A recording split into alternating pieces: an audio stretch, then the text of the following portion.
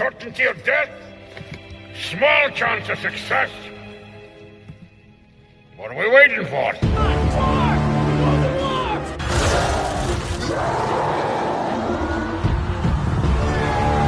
Fellas, I feel this is my lucky day. Brilliant.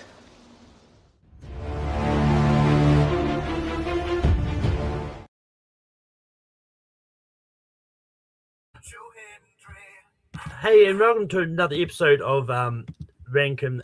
We're here for a fun one. Dave, go here to talk about Oscars and specifically the Best Supporting Actor winners of all time. We're going to see which 12 winners we think makes the top 12. And I've got a great panel here. Over here, we've got Dan. Dan, how's it going?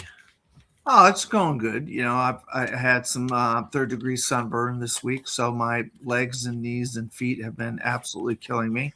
So, other than that, swimmingly.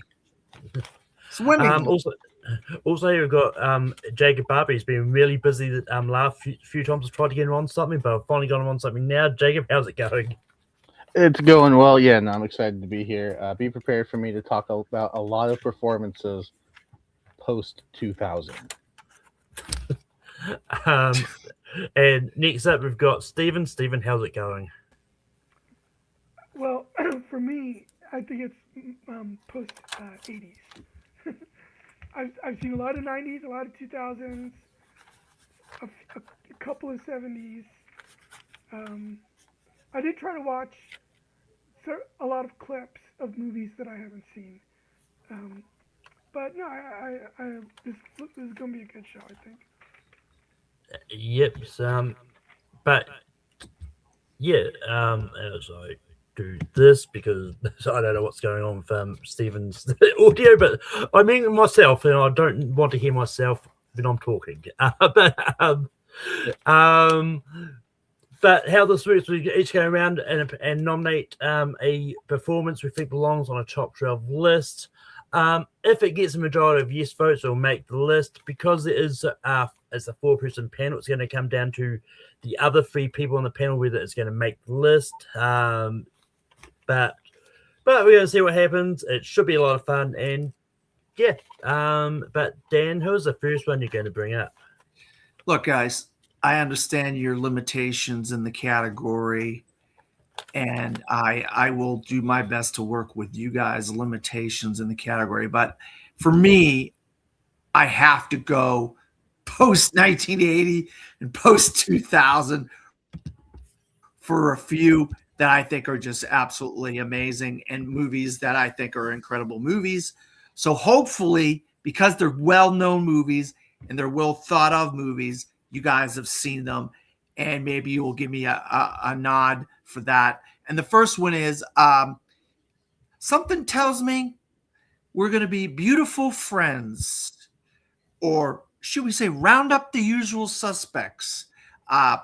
Louis, Claude Rains from Casablanca, a great tandem with Rick Blaine in Casablanca, Humphrey Bogart.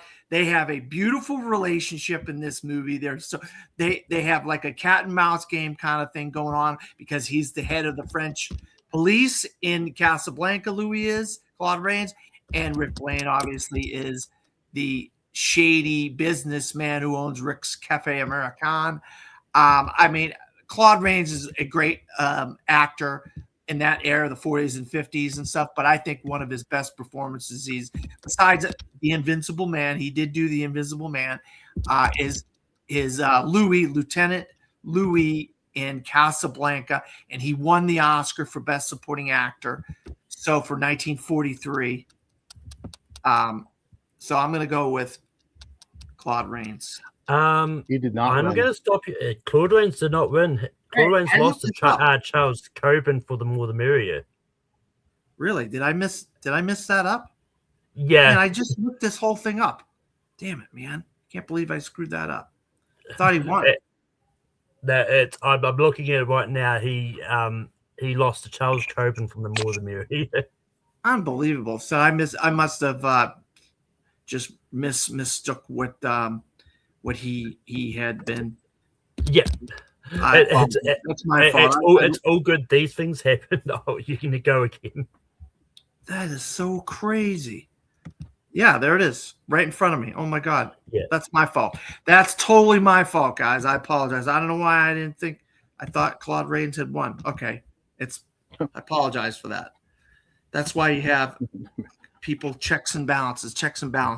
All right, so I'm going to go with Robert De Niro in The Godfather Part 2 as young Vito Corleone. In The Godfather Part 2, they separate the movie into modern day and past, and you get to learn the story about Vito as a young man. And then you also get to see how Michael is transitioning from the meek and mild kind of guy he was in the first movie to now a vicious and sadistic man in The Godfather Part 2 in 1974. So I think Robert De Niro does a great job as Vito Corleone. So I'm going to go with that one. And I'm hoping that you guys have seen The Godfather Part 2. Jacob, what do you say about Robert De Niro, Godfather Part 2? The Godfather got a sequel? What? No. This is one of the few from before the 2000s that I've seen, and I do think Robert De Niro was given a fantastic performance.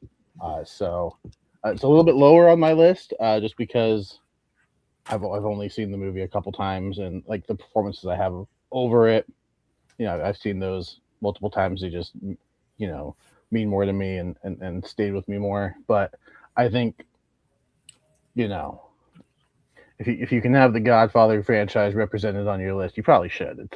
It's that good, and his performance is good enough. So I'm going to say yes. And Stephen, what do you say about Robert De Niro for The Godfather Part 2? Yeah, it's definitely a yes.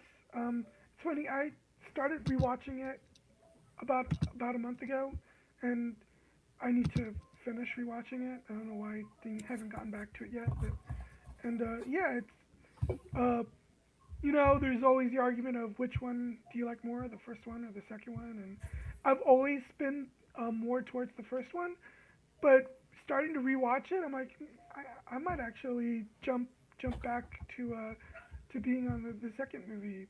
Actually, I'm not sure. It's really close, but yeah, De Niro's great in it, so definitely yes. And yeah, I'm a big fan of Robert De Niro from The Godfather Part 2. I think he's great in the movie. And yeah, it's an absolute yes for me because like those that know me know I'm a big fan of the Godfather trilogy as a whole. And yeah, so it's going to be make the list easily. Jacob, what is the first one you're going to bring up? I have learned very well doing this show with you guys that if you're not sure if something's going to make the list, you bring it up early. It's like, oh, there's a lot of spots left. Sure. So one that I'm not sure. I think it's a great performance. I'm going to go with Martin Landau and Ed Wood as Bela Lugosi. I think he is absolutely incredible.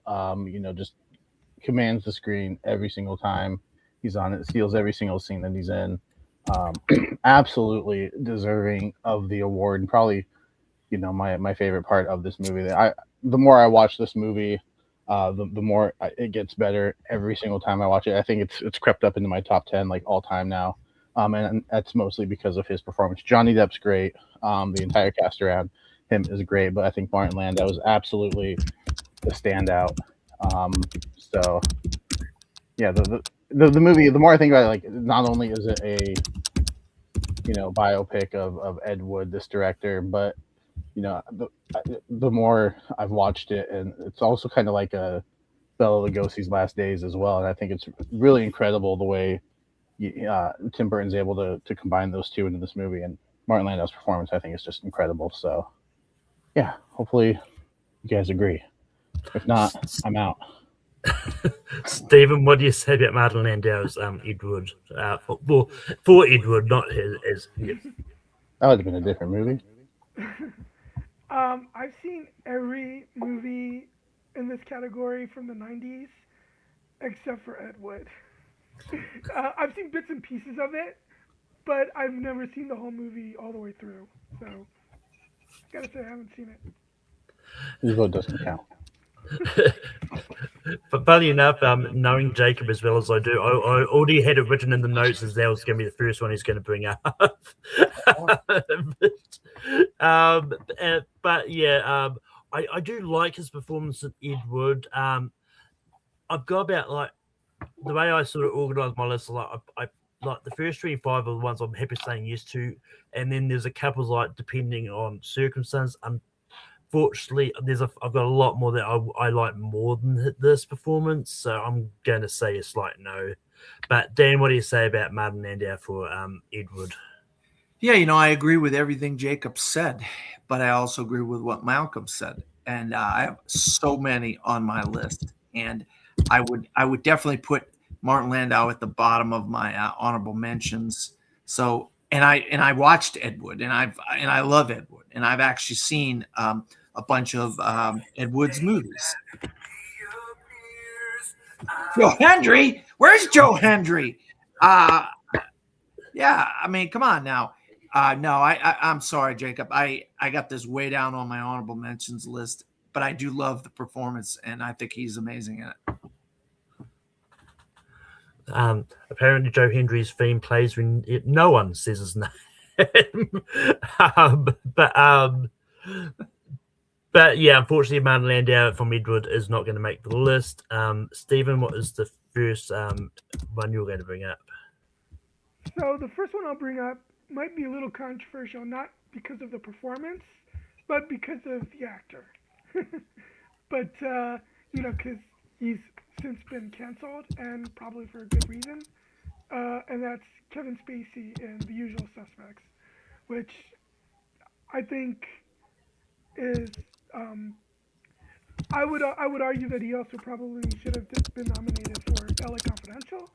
But this is a really great and iconic performance that he gives in The Usual Suspects, especially because of the ending. So yeah, Kevin Spacey in The Usual Suspects is my first pick. Yeah, I mean, on a side note, I don't think he's been truly cancelled. Partially because he is still sort of working just in lesser projects. But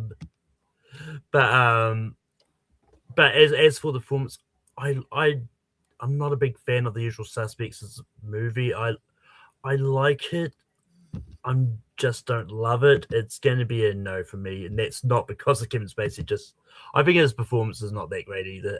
But Dan, what do you say about Kevin Spacey and The Usual Suspects?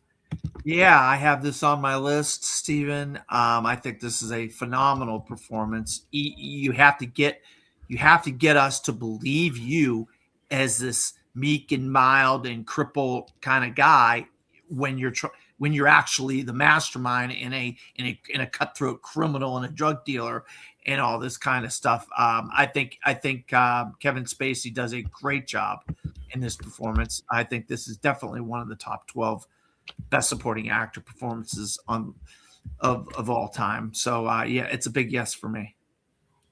And Jacob, what do you say about Kevin Spacey from The Usual Suspects? Unfortunately, that's a blind spot for me. So I know. See, that's why I was actively trying to avoid spoiling the ending, in case someone hasn't seen it. Yeah, and funny enough, I thought Kevin Spacey was going to be the first one that Dan was going to bring up when he brought up the quote round up The Usual Suspects. I completely forgot it was a quote with Casablanca. And just looking it up, apparently he's supposedly got a movie that came out this year, at least in Berlin, called Hollyguard Saga: The Portal of Force, starring himself, Dolph Lundgren, Tyrese Gibson, Brianna Hildebrand, and Eric Roberts. What an all-star cast that is.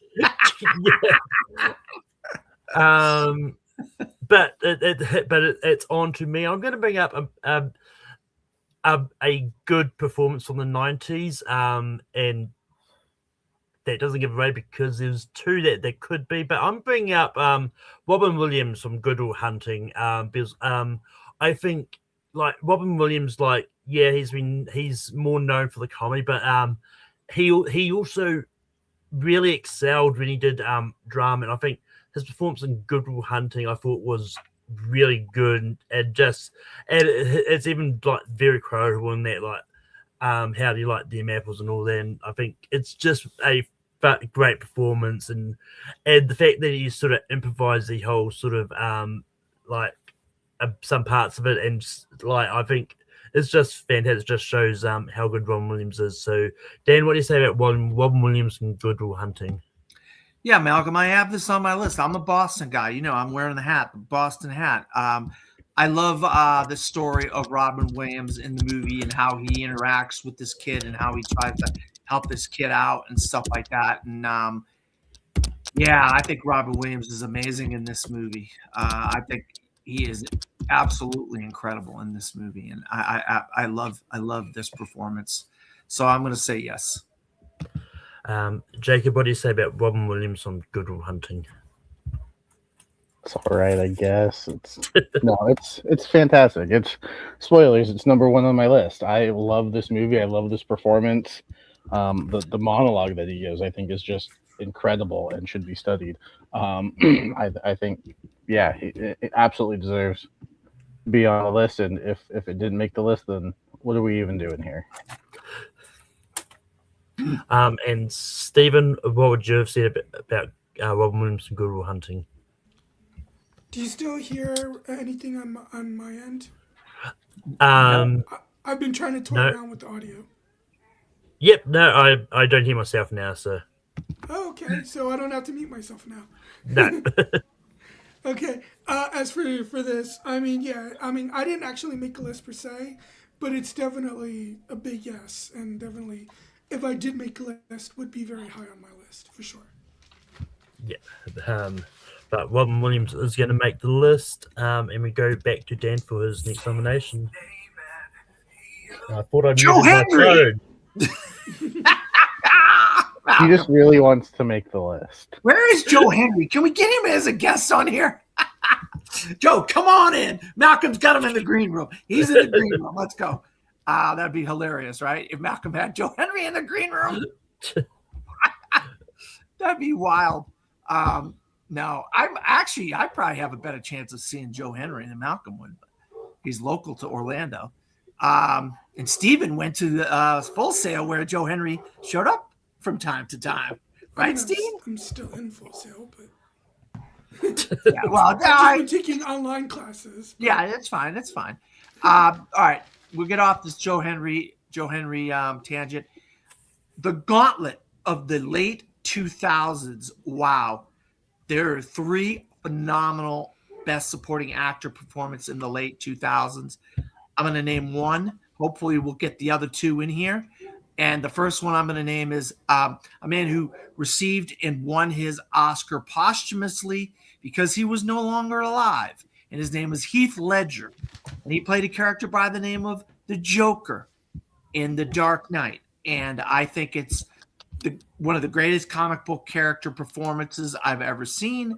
I absolutely love this performance. The man was warned by Jack Nicholson to be careful. This role will take over your life. He mixed his medications accidentally, and he ended up dying because of that, because he couldn't get sleep, because this character was living in his mind, living in his head. And that performance on screen is indicative of how crazy this character was and what a great performance from Heath Ledger. He died way too early. I really feel bad about that, RIP. But we have this performance the rest of our lives to live with. So I'm going to say that. Jacob, what do you say about Heath Ledger? I'm in full agreement. Heath Ledger is fantastic here. And,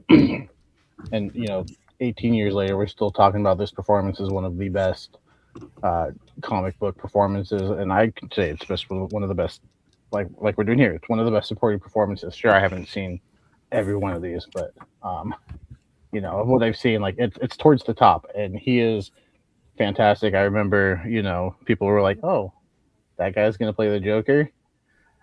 Yeah, he played the Joker, and he did such a fantastic job.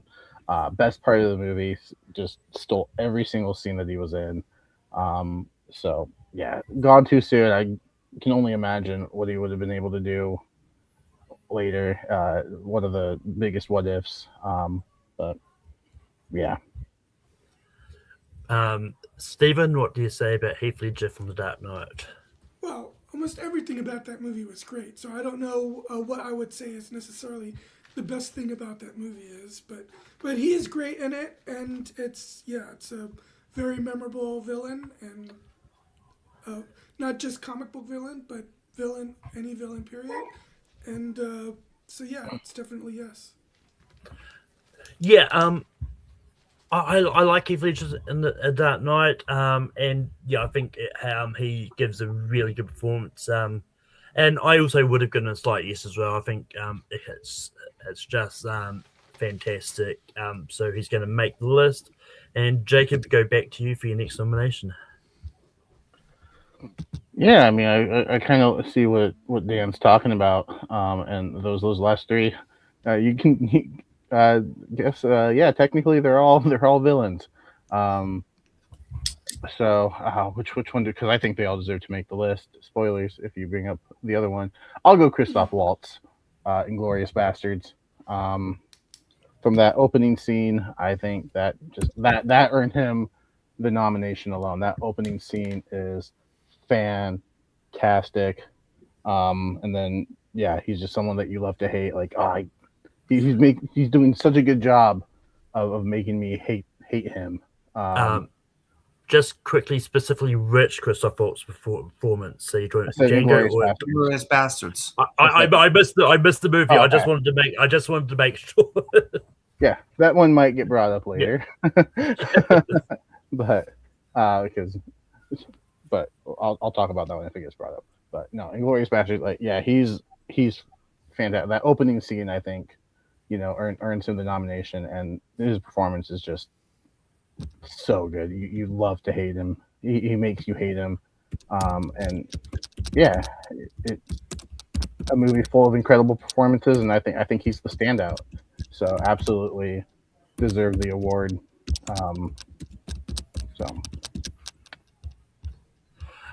Stephen, what do you have to say about Christoph Waltz from Inglorious Bastards?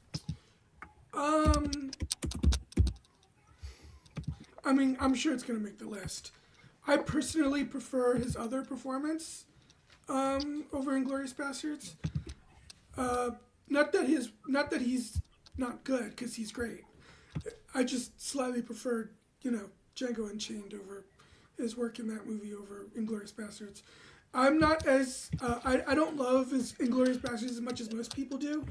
It ranks lower on my QT rankings, but it's still a great performance. So I'll say yes. Yeah, for me, out of his two wins, like, this is my favorite out of the two. But I've also got a whole lot more performances higher than this. I mean, look, out of the ones he was nominated up against, I think he was the best out of the 5 he was nominated up against.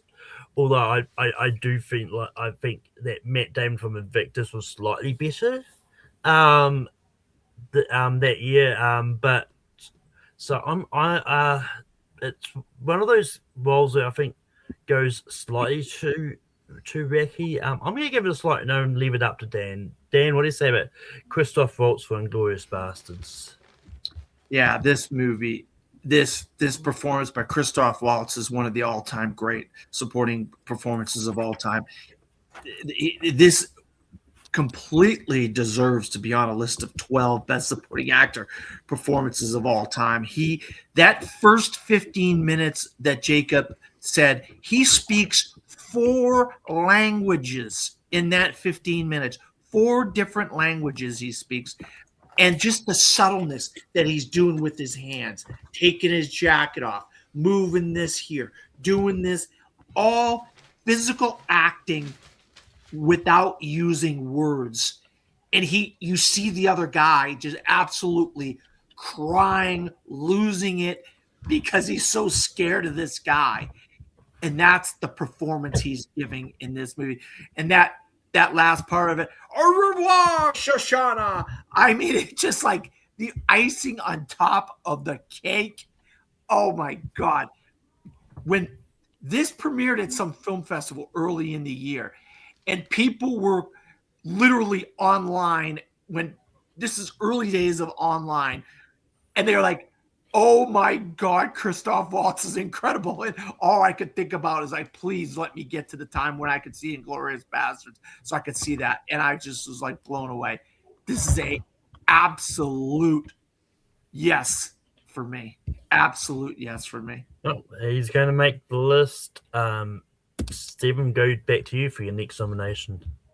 All right, I'll go for one of the earlier ones that I have on my list, and that's Christopher Walken and The Deer Hunter, which I think, the first hour of that movie is a little, goes on a little too long, but the following 2 hours is absolutely fantastic, and it's probably Christopher Walken's best performance, and it's the Russian roulette scenes are among the most intense, scenes in any movie ever made. And I would think the ending is just really devastating. So, my next is Christopher Walken.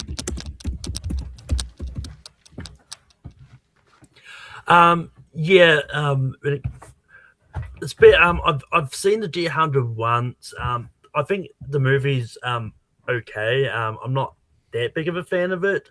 And I think Christopher Walken's performance, from what I remember, I did like enough, but I'm going to give it a slight no. Dan, what do you say about Christopher Walken from Deer Hunter? Yeah, Stephen, what a great pick on your part. I think Christopher Walken's incredible in this movie opposite Robert De Niro. In those Vietnam scenes where he's a prisoner of war and stuff like that.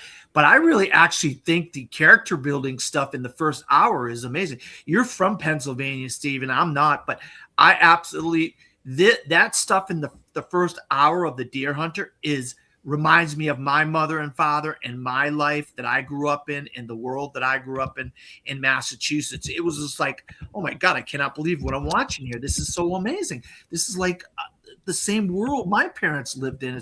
And obviously it's Pittsburgh. It's like, it's iron country, small town, hills of Pittsburgh and that area of Pennsylvania in the 70s.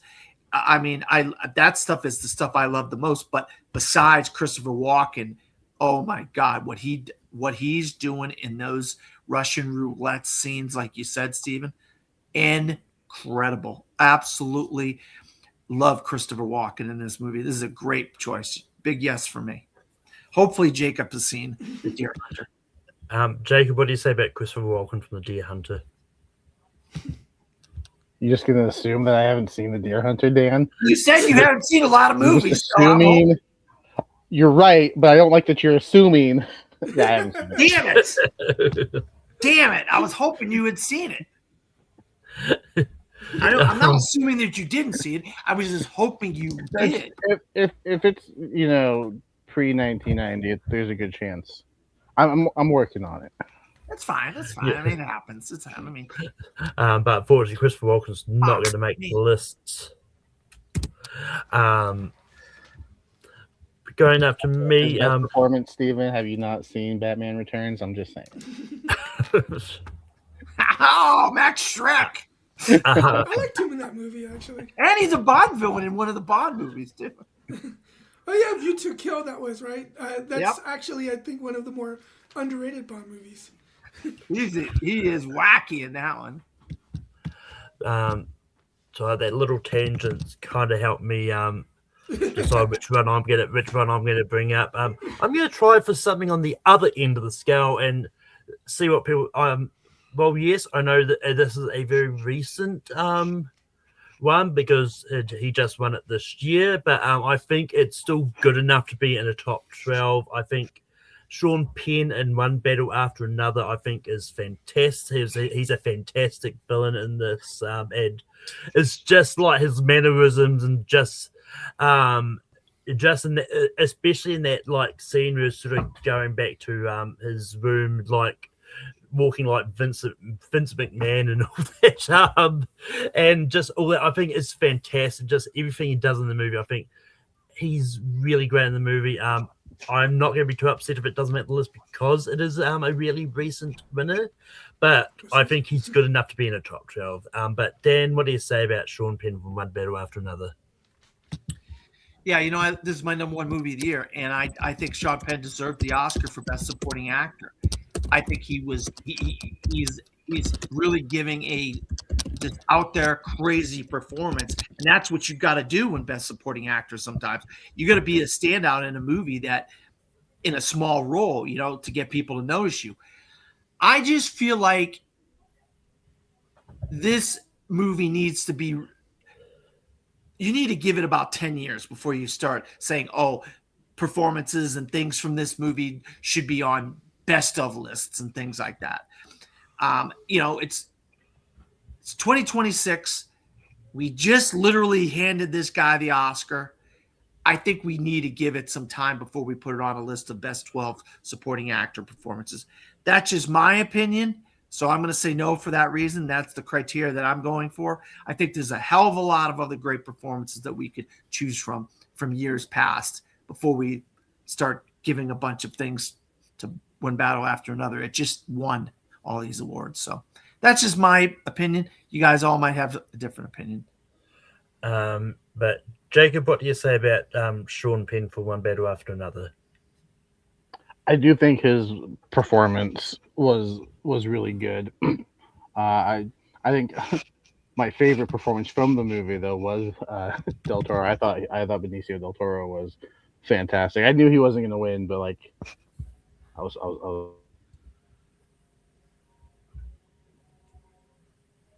that's not what we're talking about. I am in agreement with Dan though. I think give it a year or two because I've also only seen it once, and while it is a great performance, the performances I have above it are movies that I've watched multiple times and I've been able to sit with the performances more. Like I said, I'm gonna give it a no for that reason. But if we do this list again, I'm sure it's got a strong case to make it. And Stephen, what would you have said about Sean Penn for One Battle After Another? So the night before the Oscars, I did start to watch this movie. It's like a 2-hour, 45-minute movie, and I got to because I had to work the next day. I stopped at around the 45-minute mark. But I'll get to. I was planning on seeing the rest, if not today, then definitely tomorrow.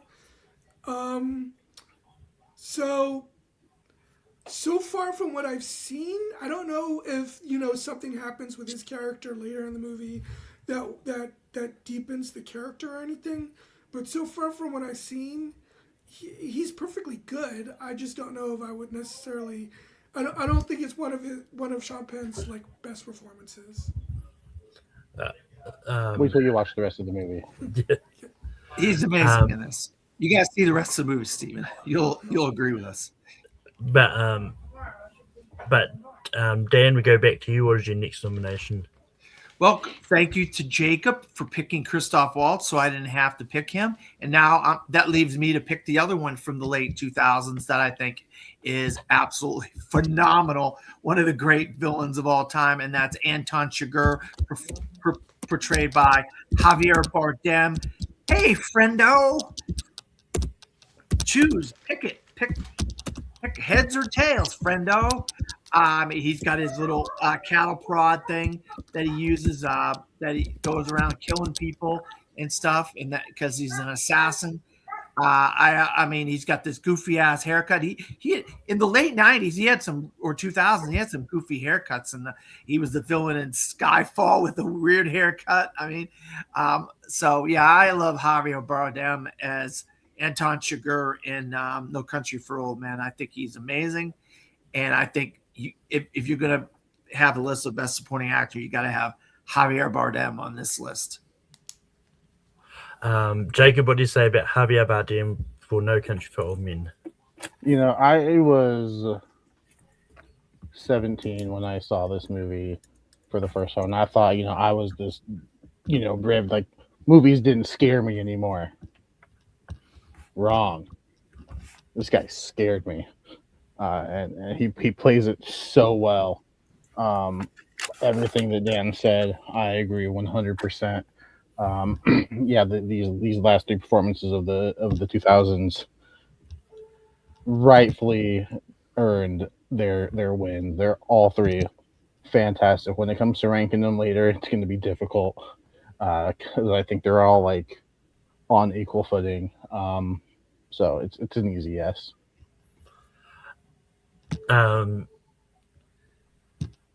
Stephen, what do you say about Javier Bardem for No Country for Old Men? I'm just looking at my list to see of performances that I've and seeing if because I think it's a great performance, but I think it's also it's I'm not saying it's the same, but it's similar to Joker in that it's this Anton Chigurh is this the force of nature, but I don't there's not necessarily much in terms of dimension to the character, but he's a total force of nature that definitely drives the movie. And so I was seeing, yeah, I guess I'll say yes because it is a great performance. It might rank a little lower for me though. See, I mean, I wouldn't be surprised if some of Heath Ledger's inspirations for his Joker portrayal was Javier Bardem for No Country for Old Men, because this was before the Joker. Yeah, and I think Javier Bardem for No Country for Old Men, I think is fantastic, and yeah, it's an easy yes for me. So yeah, he's going to make the list.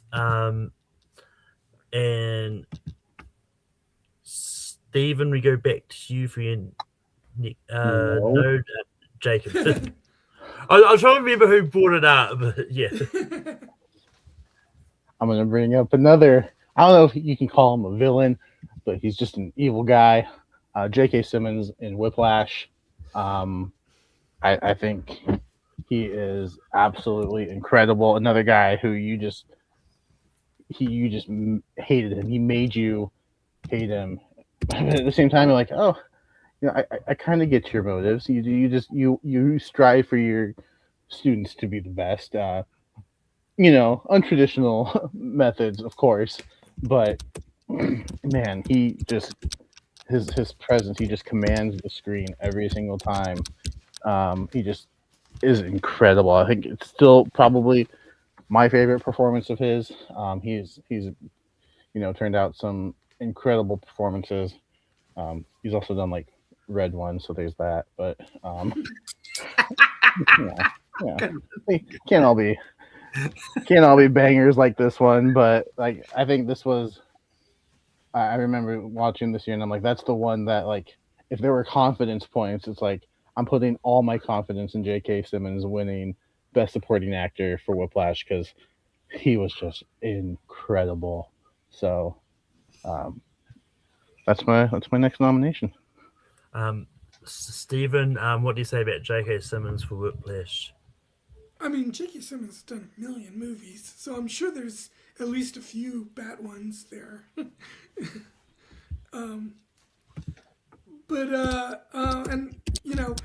I wouldn't call him a villain, but he's definitely the antagonist of the movie. So yeah, it's a great performance. This is another movie that I love the performance, if not necessarily the movie, because I always mention this, but that car accident scene always takes me out of the movie. But it's a good movie other than that scene because the movie regains itself at the end, and I think the ending is actually part of the reason why I like that character so much, because he really does a great job of testing Miles Teller's character in that ending. So it's a yes for me. Yeah, I don't think J.K. Simmons has been acting long enough to be in a million movies, Stephen. Probably about like close to 100, but not a million. And I look, I will argue that I think J.K. Simmons should have at least been nominated for playing J. Jonah Jameson. I think he was great in the Spider-Man movie.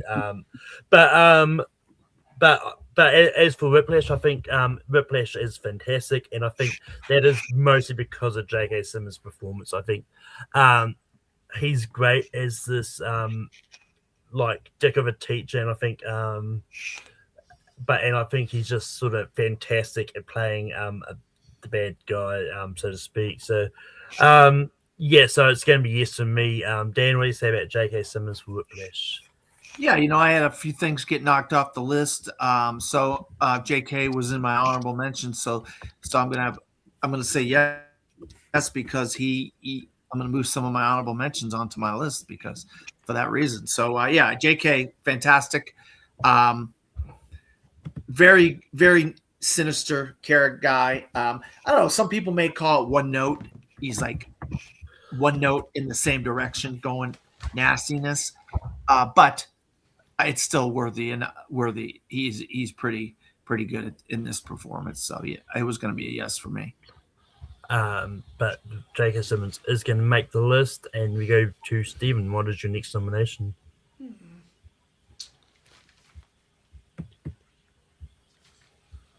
I'll go with Tim Robbins in Mystic River. I think it's a very haunting performance that he gives, playing a character, one of like three friends who, because of this horrible event that occurs in their childhood, obviously kind of more or less screws them all up. Maybe two more than the third one, but yeah, I think it's a really eerie and haunting performance where you think for most of the movie you think maybe he's the one that killed Sean Penn's daughter, and and then of course then what happens to him, Sean Penn does what and then you find out what really happened, and I think it's a really it's a powerful performance and a powerful movie. Yeah, I've seen Mystic River once, and from what I remember liking Tim Robbins' performance in the movie, but I don't remember it that well. I'm going to give it a slight no, but yeah, I do remember liking his performance. But Dan, what do you say about Tim Robbins for Mystic River? Yeah, I love Mystic River. It's in my backyard of Boston, and it's a story about Boston. It's from author Dennis Lehane. The performance to me that stands out is Sean Penn in that movie, and he wins Best Actor, I believe, for that. I don't really the performance from Tim Robbins. If he won Best Supporting Actor for that, I'll tell you, I don't remember him winning Best Supporting. It just tells you how much I remember his performance in the movie. And so for that reason, unfortunately, in a movie I do like, I have to say no because I just can't even recall very much what he did in that movie. Now, Shawshank Redemption, that's a different story. Unfortunately, he wasn't nominated for that, which is ridiculous. Crazy. Yeah. But Sean Penn was great in that. Personally, though, I thought Bill Murray should have won. But Jacob, what do you say about Tim Robbins' Mystic River? Yeah, I thought this movie was fantastic, but I'm in the same boat. Like I think Tim Robbins put on a good performance. I just don't really remember much of it. But Sean Penn, like his performance absolutely stands out when he's just screaming, "Is that my daughter?" Like, kills me. I can't say every single time because I've only seen it the one time. I think the one time was enough. It's like it's not a movie that I'm like, oh, I want to go rewatch Mystic River. But man, I remember it was a recent watch within the last 5 years or so. And yeah, it blew me away. But it's just not one that I find myself going back to very often. So I'm gonna say no, but great movie. Just Yeah. Heart- I mean, just quickly looking at the people nominated for 90 and 94, you had Marlon Landau for Ed Wood, which we've talked about, Sam Jackson for Pulp Fiction, Chaz Palminteri for Bullets Over Broadway, Paul Schofield for Crusoe, and Gary Sinise for Forrest Gump. Who would you have taken out for get Tim Robbins for Shawshank? Well, Tim Robbins would have been lead, wouldn't it? Wouldn't him? He be? Well, I mean, when you said that, I thought that's my fault. I thought you were talking about he would have been supported. I wasn't was Morgan Freeman actually nominated for Best Lead Actor? Morgan Freeman was lead. Yeah. Wow, I interesting. mean, yeah. Well, I think they're both leads personally, but yeah, I mean, I think if anything, they would have done what the Oscar does, and like Tim Robbins would have ended up in supporting to split the load. But it's category fraud. But I know they do that. well, I mean, it depends on that, and I think it depends on how they get like how the studio Yeah, labels. I know the studio will submit to certain category. I know, but Tim Robbins is even more than Morgan Freeman, although I think they're both co-leads.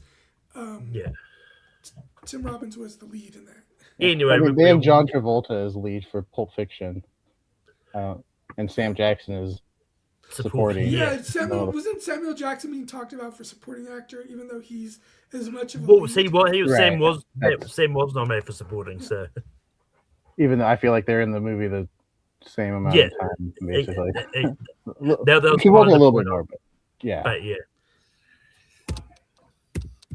Although a movie like that is very ensemble heavy, so maybe there's a case to be made that there is no lead in that movie. Well, yeah, I think when it comes to ensembles, I think it's they're all basically considering supporting because and I know we've gone on a tangent here a little bit, but to bring up an example is like in 2001, Ian McKellen was nominated for supporting for Lord of the Rings, where I'd argue he's probably one of the major parts of the movie, so he should have been lead, in my opinion. But with the Lord of the Rings, it's even more ensemble movies anyway, so I think it's just one of those ones. I think it's fair to have them all in supporting and none in lead, or vice versa. So Ian McKellen in supporting, I think, is a little bit more understandable than Tim Robbins in Shawshank. I'm just saying. I think Elijah Wood's the lead. If you're gonna say somebody's the lead in the Fellowship of the Ring, it's Elijah Wood. Yeah, no, I mean you're not wrong, but yeah. But anyway, I'm not going to bring up Jim Baldwin for Iris, was actually one for 2001 anyway. Although I do like the performance. I do think he's good in the movie. He's just nowhere near anywhere near the top of the list I made.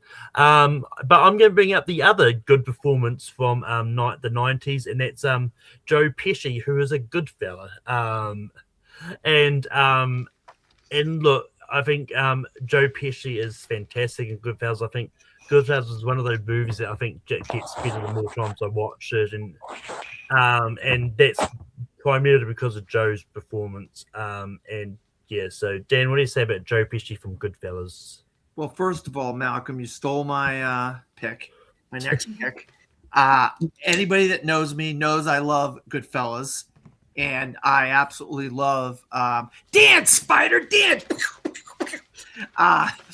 What's so funny about me? What exactly did I say that's so funny to you? You said it. Explain to me what's so funny. I mean, Joe Pesci. Those are just two amazing scenes from Joe Pesci's character in Goodfellas. I absolutely love this character in this movie, and I love this movie. So it was going to be my next pick. So Malcolm sniped it out from under me, but good job, Malcolm, for picking it, because that means I could pick something else. So big yes for me. But Jacob, what do you say about Joe Pesci for Goodfellas? It was also my next pick because everything from my top five has made it except for Martin Landau. And this was the last one in the top five that hasn't made it for me personally. So obviously, I'm giving it a no. Um, no, I'm giving it a yes. It's. I think it's one of the best supporting performances of all, one of the just best performances of all time. I think he's absolutely incredible. Um, so easy yes. And Stephen, what do you say about Joe Pesci for Goodfellas?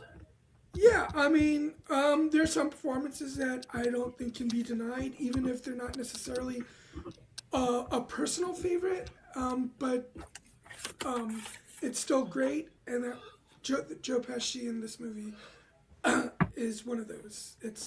I would never say no to this performance, even if it's not necessarily one of my personal favorites. Um, but that Joe Pesci from Goodfellas is going to make the list. Dan, we go back to you for your next pick. Yeah, Jacob, I'm gonna go to a person that's in the '90s. You're the guy that said you like the '90s. You've seen a lot of movies up until the '90s. I'm gonna go to a performance that starts out as the good guy, and he ends up as the bad guy, and that's the sheriff in Unforgiven, played by Gene Hackman. Where at the beginning we don't have guns in our town, and he beats the dog snot out of Richard Harris as oh, what's his name? Why can't I think of the guy's name? I can't think of the guy's name. Richard Harris played it in Unforgiven. God Almighty, and he is just a nasty, nasty character, but you really start to see him turn once he starts going after William Money and Morgan Freeman and those guys. And then you get from the bad guy to the good guy and the vice versa, the good guy to the bad guy. You don't realize he was going to be this crazy, mean guy by the end of the movie, Gene Hackman. But he just sucks you in at the beginning of the movie. He makes you like him. You know what I mean? And then he just is this a sadistic, sinister guy. You know, no guns in my town, and he puts Morgan Freeman's body on display for everybody to see, for people how he treats people and stuff in his town and all this stuff. Yeah, I mean, Unforgiven is one of my favorite movies of all time, and Gene Hackman is one of my favorite actors of all time. So for me, I think one of the best supporting performances of all time is Gene Hackman's character in Unforgiven. And Richard Harris played English Bob. English Bob, that's it. Yeah. English man, he beats the dog snot out of English Bob in that movie, because English Bob takes up the role of trying to help the ladies who get beaten by the other guys, and he's like, nah, no guns, no assassins, no gunfighters, none of that in my town.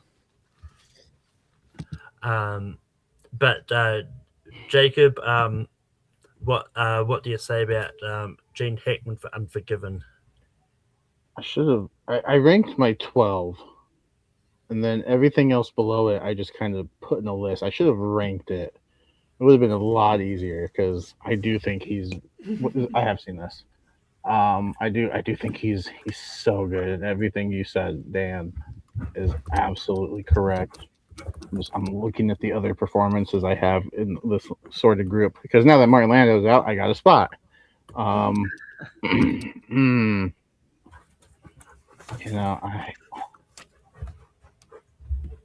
Yeah, I mean, everything you said, I agree with. It's hard to argue against that. So I'm gonna say yes.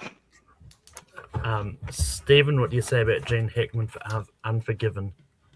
Yeah, I mean, Gene Hackman is very intimidating screen presence in this movie for sure. And I don't know what's wrong with my throat, but yeah, it's definitely a yes for me. It's, the '90s were probably like my favorite decade. I mean, early 2000s as well. But like the 90s is probably like my prime time for movie watching, and this is one of the great performances from that for sure. That Gene Hackman from Unforgiven is going to make the list. Jacob, we go back to you for your next nomination. You don't want to say anything about it? Oh, yeah. I forgot I didn't say anything about it, but yeah, it's an easy yes for me for Gene Hackman, but I do love his performance in Unforgiven. I think it's fantastic. There's not much more that I could have said that people hadn't said anyway, so but All Jacob. Right. Yeah, so my next nomination is going to come from a movie that I'm not as high on as everyone else, but I think this performance was outstanding and absolutely deserving of the award, and that's Brad Pitt in Once Upon a Time in Hollywood. Like I said, I'm not as high on the movie, but I think he absolutely, kills this performance alongside Leonardo DiCaprio as Cliff Booth. So much so that he's getting his own spin-off movie.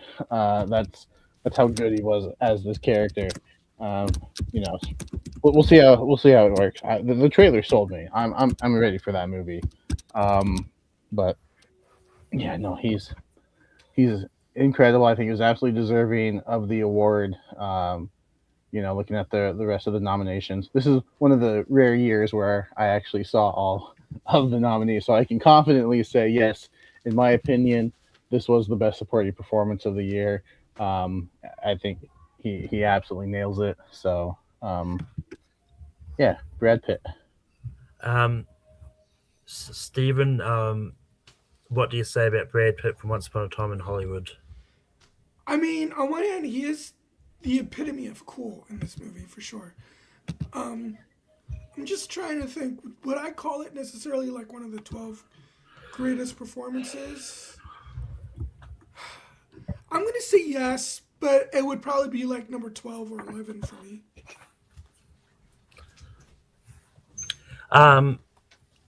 But yeah, I think Brad Pitt is great in Once Upon a Time in Hollywood, especially the scene where it's like he just beats up Bruce Lee as if it's nothing, or pushes Bruce Lee into the camera as if it's nothing. It's like it's just one of those ones like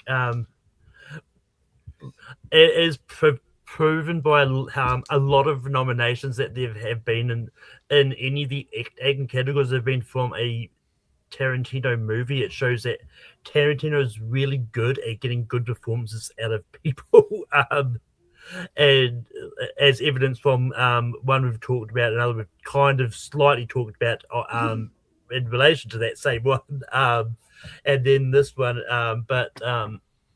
but yeah, I think it's just a fantastic performance, and yeah, it's an easy yes for me. But Dan, what do you say about Brad Pitt Once Upon a Time in Hollywood? No, I mean, everything you guys said. I mean, I love this performance from Brad Pitt in this movie, but I just had other performances I would have liked to have seen get nominated in this category. I mean, what am I talking about? I would have liked to see get brought up in this ranking, so I would have said no for it. But I'm glad you guys all liked it and voted it in. There's no problem with me regarding you guys voting this in. I just had some other ones I want to see if we can get in, but there's no issue here with me getting this in on the list because I do love Brad Pitt in this role, and I saw that trailer at the Super Bowl, Jacob, and I said I cannot wait for this. August cannot come soon enough. Yeah, I didn't know it was going to be a Netflix movie. Yeah, and it's good for me. Yeah. That means I might be able to get a screener, so that's good enough. And I mean, if Austin had that button, he'd be like, "Well, good for you." It's also a Tarantino written movie directed by David Finch. No, that's a good combination. All three of those combined, if you ask me. But I wonder if Brad Pitt's going to join the small club of people who've been nominated twice for an Academy Award for playing the same character. Oh, good point. Yeah. But that it's going to make the list. Yes, Stephen, we go back to you. What is your next nomination? I'll go with another performance that I think is kind of like the epitome of cool, and that's Sean Connery in The Untouchables. I love this movie, and Sean Connery, I think, is he definitely gives the best performance in the movie. I think he might be, besides Brian De Palma's direction, the other thing that makes this movie so awesome. Of course, there's that, off to that iconic line where, that's the Chicago way. You either put one of your men in the hospital, you put one in the morgue, and yeah, I love that line. You put one of ours in the hospital, we put two of yours in the morgue. Yeah. I love that line. Great line. I like the Untouchables. I think it's pretty good. I think this performance is lower down on my list, but I think it's good, and it's just sort of just in the realm of like where I'm happily going to say yes to it. So it's a yes for Sean Connery for me. Dan, what do you say about Sean Connery? Yeah, I had this in my honorable mentions, but because we knocked a few things off the list on my personal list, I could put a couple things from the honorable mentions on the list, and one of them I think definitely deserves it, and that is Sean Connery. I agree with you, Stephen. This is a fantastic. We don't have anything from the 80s either, so this will represent more than just one thing. It would represent, hey, we got somebody from the 80s, which I think we should have somebody from the 80s on the list. So, yeah, I definitely say yes for Sean Connery. He's fantastic in this, by the way. And Jacob, what do you say about Sean Connery for The Untouchables? I've seen one performance from the 80s, and it was not this one. Oh, man. Yeah, you'll love that movie, Jacob. I think you'll really like The Untouchables. But Sean Connery for The Untouchables is going to make the list. And it's back to me. And you know what? We've talked a lot about movies that star this actor. Now I think it's time to talk about one of his wins, and that's Morgan Freeman for $1 Million Baby. And look, it's yes, this performance is very similar in vibe to the Stallone from Creed and the whole manager of a boxer aspect. I would argue this is slightly better than either Stallone and Creed or the guy from Rocky. I can't remember his name. Burgess Meredith. Yeah. But I think Morgan Freeman is great as the sort of mentor to Hilary Swank, and I think absolutely deserved the Oscar this year. I think it's just a fantastic performance. And this is actually, like, fairly enough, $1 Million Baby is one of those movies where I'm not overly high on it as other people are, but I do still think it's a good movie, and I think Morgan Freeman's performance is part of the reason why I really enjoy it, why I enjoyed it enough. So, but Dan, what do you say about Morgan Freeman from $1 Million Baby? No, Malcolm, I will tell you this. I have a lot of reasons to love $1 Million Baby because it's a boxing movie, and it's about euthanasia and things like that. And Morgan Freeman does give a great performance opposite Hilary Swank, Makushma. But I actually like Morgan Freeman better in Unforgiven than I do in $1 Million Baby. And I like him in other movies. And then the list is, only got a couple spots left. I want to see if we can get a couple other things on the list other than Morgan Freeman and $1 Million Baby. So I'm going to leave it up to the other guys. If they agree with you, good. Hey, glad to have Mike. Plus, we already got 2000 movies on the list or characters on the list. I think we should try to reach to some other decades. But that's just me. Jacob, what do you say about Morgan Freeman from $1 Million Baby? I enjoy the movie. I enjoy his performance. But for me personally, like, he wasn't even like my favorite in the category that year. I personally would have had Jamie Foxx or Thomas Hayden Church above him. That's just me personally. I think the movie is incredible. I think he's still putting in a really good performance, but it's just a little bit lower for me. So I'm gonna give it a slight now. Stephen, what do you say about Morgan Freeman for Million Dollar Baby? It's a great performance and a solid, perfectly. It's a great performance and a perfectly solid movie. I was really on the fence personally because of the fact that there's only like I think 2 spots left. So I'm glad my vote doesn't make it go in either direction. I would have been fine though if it made the list, and because of that, I probably would have said yes. But Dan, we go to you. What is your next nomination? All right. So, look, I kind of went against what Jacob said earlier. You want your kind of out there left field picks to go early because you might get them on the list. Well, I'm going to go my out there left field pick late, and hopefully it gets on the list because hopefully maybe some people have seen the movie. If they haven't seen the movie, at least I brought up the movie, and maybe you might want to go see the movie. All right. So I am a fan of musicals, okay? And I love musicals, but there hasn't been a lot of Oscar-winning performances nominated or from like the 70s on in musicals or winning. You had the girl from West Side Story, I forget her name, and then you had maybe Chicago, some people in Chicago, but there wasn't a lot of winning Oscar performances in musicals. But in the early 70s, there was a movie called Cabaret, and there was a gentleman by the name of Joel Grey who gives a phenomenal performance. He is so good in this movie, guys. He's in makeup a lot of the times because he's dressed up as this character. He's on stage and he's singing and dancing and stuff in this place. It's a cabaret in Germany in the 1940s, and it stars Liza Minnelli, and she's amazing. Amazing. I believe she won the Oscar for Best Actress that year. I'm sure at least one of you guys haven't seen Cabaret, but if this is interesting to you, what I'm saying, a World War II musical set in the 1940s, hopefully I've shed some light on a movie and a performance from Joel Grey that I think is definitely worthy of being on this list. Jacob, what do you say about Joel Grey from Cabaret?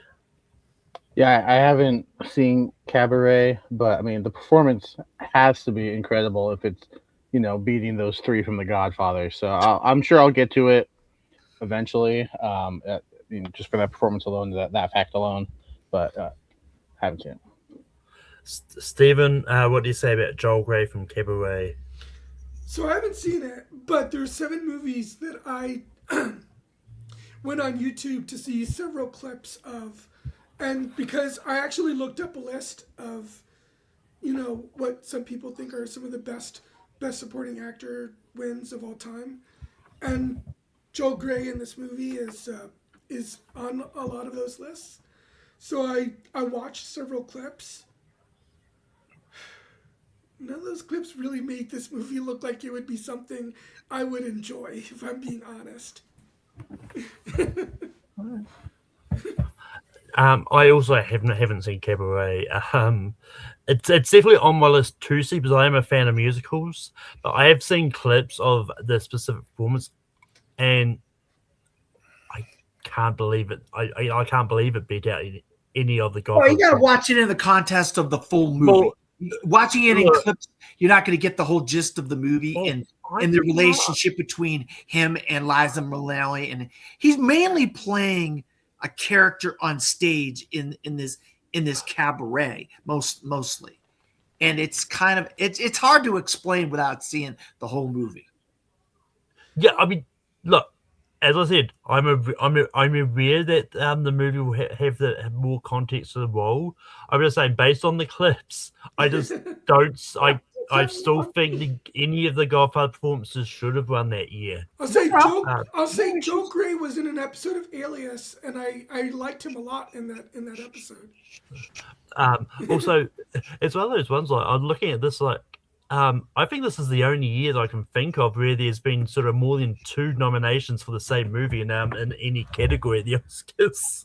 Yeah, I mean, look. I'm a Godfather supporter. I love the Godfather. I think easily Michael Al Pacino should have won an Oscar somehow, but I'm just telling you, this guy is incredible in this movie. But anyway, we're going. He's not going to make the list, unfortunately. Jacob, we're going to go back to you. What is your next nomination? Yeah, the only other category that I remember having 3 nominations, I think, was Lion King for original song, but I don't think it's been done in acting other than that. I'm torn because I would love to get some representation for this decade because I think there's a couple performances that I think are going to hold up. I'm torn on which one I want to bring up though. I'm gonna go with Ki Hoi Kwan from Everything Everywhere All at Once. I think he is putting in a great performance. I think the standout of the movie that has, for me personally, that has multiple fantastic performances. Michelle Yeoh, Jamie Lee Curtis, just whoever's in the movie, they were great. And I think he stands out, and like he's sort of playing, multiple characters because he plays, Waymond in the real world. And he's kind of this easygoing, laid back guy. But then once we get to the multiverse, the Alphaverse, and all these different, versions of him, I think, and he's able to ramp it up. And, I think he's just incredible. And I think this performance will hold up. And I think it will be remembered as, one of the best of this decade for sure. But I think it's got a chance to be one of those all-time performances. And I think it absolutely deserves to be on a list like this. I think if it doesn't, that's okay. I totally get it, but I got to try. But Stephen, what do you say about Ki Hoi Kwan for Everything Everywhere All at Once? This is one of those movies that I really, really want to see because I love sci-fi. I love movies about alternate universes and multiverses and whatnot. I love all of that stuff. I mean, Fringe is one of my favorite TV shows of all time often because of that. But I just haven't gotten around to see it yet. Yeah, I think I know what Dan's going to say too. But I'm looking at what we've got on the list. It's looking very white, and yeah, and look, I've got another performance from this decade that I've got higher, but I don't mind saying yes to Ki Hoi Kwan. I think he's fantastic in Everything Every All at Once, and it's like, especially for like the fact he was playing in multiple roles, and yeah, so I'm gonna say yes and see what happens. Dan, what do you say about Ki Hoi Kwan for Everything Every All at Once? Man, I mean, I love this performance, and I love Ki Hoi Kwan in this movie. I love the whole thing because that year Steven Spielberg was doing his thing with I believe West Side Story or something like that was coming out, and so there was that, and then there was something with Harrison Ford was getting a lot of love that year. So you started seeing pictures of Ki Hoi Kwan with Harrison Ford and Steven Spielberg and all this kind of stuff, and it was this whole love fest, and the movie was fantastic and whatnot. I mean, I just look. Maybe you're going to give me a hard time. I don't know, but I just think we need to give some time to some of these more modern ones and give it 10 years, give it 15 years and say, oh my God, that stands up the test of time 15 years later, 20 years later, whatever, as one of the great best supporting actor performances of all time. And I'm sure this will. I think we should just more be rewarding some of the older ones in movies 50, 60, 70 years prior rather than movies that came out 3 years ago, and it doesn't mean I don't like the performance because I absolutely do. And I believe Ki Hoi Kwan gives a worthy performance to be on this list. I just feel like we should have a little bit of a criteria, even though technically there's no criteria involved. Oh man, it's just a matter of what you guys are going to say yes to, of what comes up, and there's so many still that we haven't even brought up yet, so I'm just going to say no, unfortunately. I'm sorry, guys. Hey, Spielberg did The Fabelmans this year, not West Side Story. That's it. The Fabelmans. That's it. I knew it was one of his movies was out that year.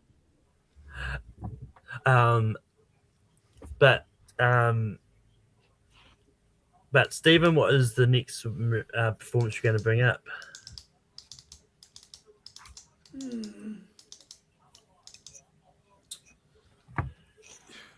I'm between 3 actually. No, actually 4. Which one has the best shot at getting in? You know what? I'll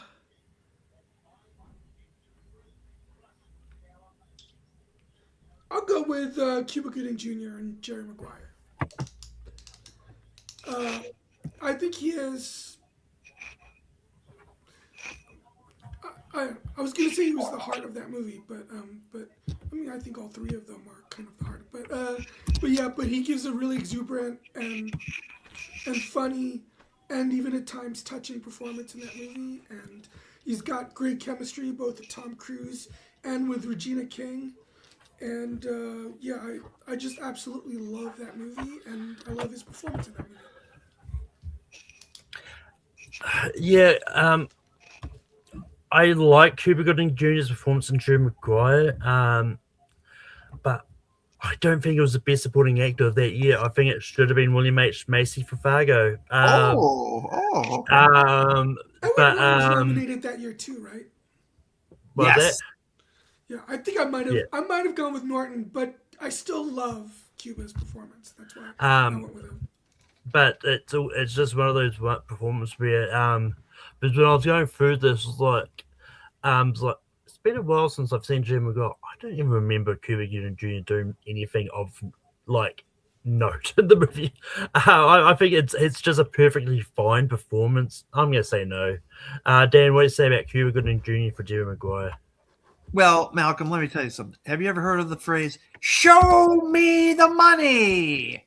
Well, guess what? That's Cuba Gooding Jr. And that's why he got nominated for that movie, is that quote right there.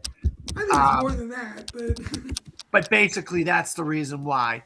That whole interaction with him and Tom Cruise and all that stuff.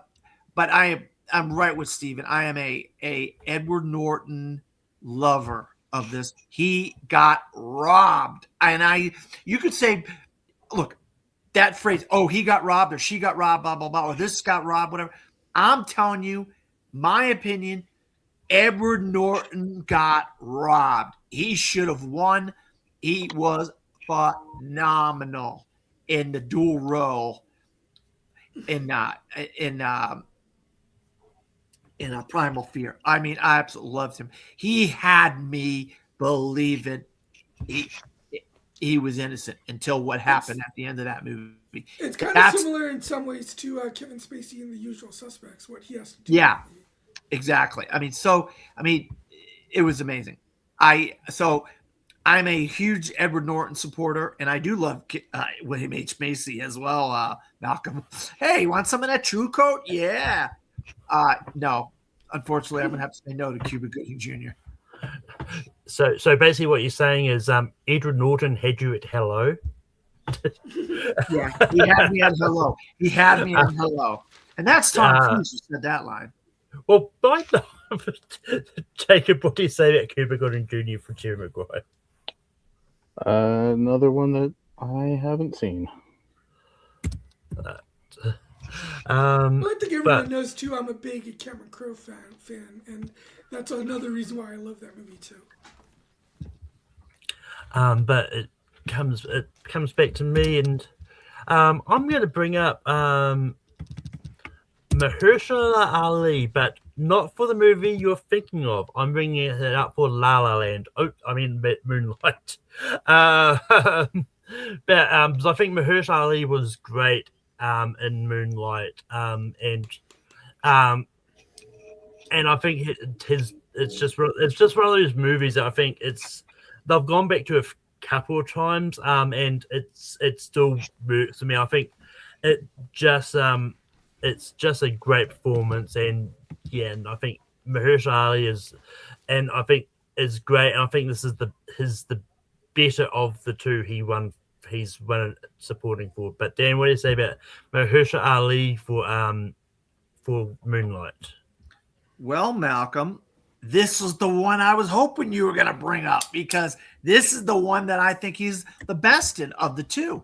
I absolutely love him in this role of like a father figure to this little boy who really doesn't have a father figure in his life, and his mother is a crack addict in Miami, and that scene where he's in the water with them and stuff in Miami. I mean, and I think he's amazing in this movie. And I think I wasn't going to bring this up because it was in my honorable mentions. But if somebody brought it up with the way things have been going, I was going to say yes to it. So I was glad that I didn't. I know 2016 is kind of recent, but I think the way things are going on this, we have to fill these two spots with something. And if somebody brought up Moonlight, Mahershala Ali, I was going to say yes. So good job. So I'm saying yes to it. Hey. 2016 is exactly 10 years from now. It's in the time frame now, but so you get some time to evaluate it. You had some time to evaluate it, and I believe it's worthy of possibly being on this list. I think it's that good of a performance. But Jacob, what do you say for Mahershala Ali? I'm torn because there are only a couple spots left, and I do think he's really good in the movie. I'm not as big on this movie as most other people. It just wasn't. I've tried to. I've watched it a couple times, and that second time I had the same reaction. The first time, I'm like, oh, okay, it was good. I mean, I didn't hate it. It was good. And to be honest, like I think I do have the other Mahershala Ali performance above this one. So I'm going to say no, but if it makes the list, I'm not going to be upset. Stephen, what do you say about Mahershala Ali from Moonlight? Yeah, so I've seen Moonlight once, and I do remember it being great. But I don't really remember the movie that much, to be honest, beyond just thinking that it was great. And I remember thinking that he's good, but it's not like one of my favorite supporting performances. So I'd say no. Unfortunately, Mahershala Ali is not going to make the list. Dan, we go back to you. Yeah, I'm going to go to another movie that I'm sure nobody on here has seen, but I'm going to say it anyway because I want to champion this actor and this performance in a movie that's pre-1960. I just think, if you guys haven't seen these movies, then maybe if I bring them up and I talk about them, then you guys might want to go out and watch them because they're great movies with great performances. And so I decided I'm going to do another one of those. And I'm going to go with Walter Houston from Treasure of the Sierra Madre, where he's the foil to Humphrey Bogart, and they're trying to search for this gold in Mexico, and he has this dancing scene, and he's got like a memorable quote in the movie. And the life of me right now, I can't remember the quote. But I just want to champion some older movies and movies that I think actors give good performances in. And I think Walter Houston is amazing in this, opposite Humphrey Bogart. And so, that's all I'm just going to bring. I'm sure nobody on the list and the panel has seen it, but if you have, good job, congratulations. I'm glad you've seen the movie. So there you go. Jacob, what do you say about Walter Houston from The Treasure of the Sierra Madre? Again, don't assume that I haven't seen movies. You're right. Stop assuming it.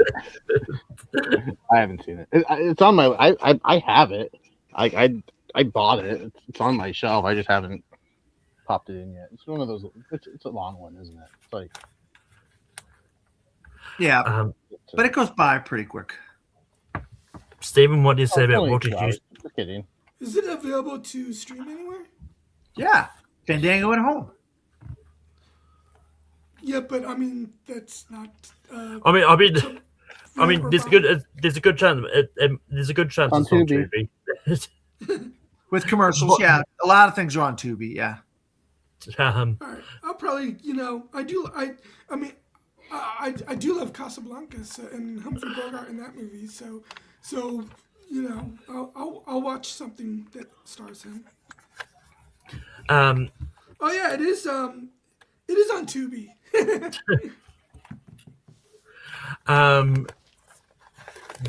But yeah, I also haven't seen Treasure of the Sierra Madre.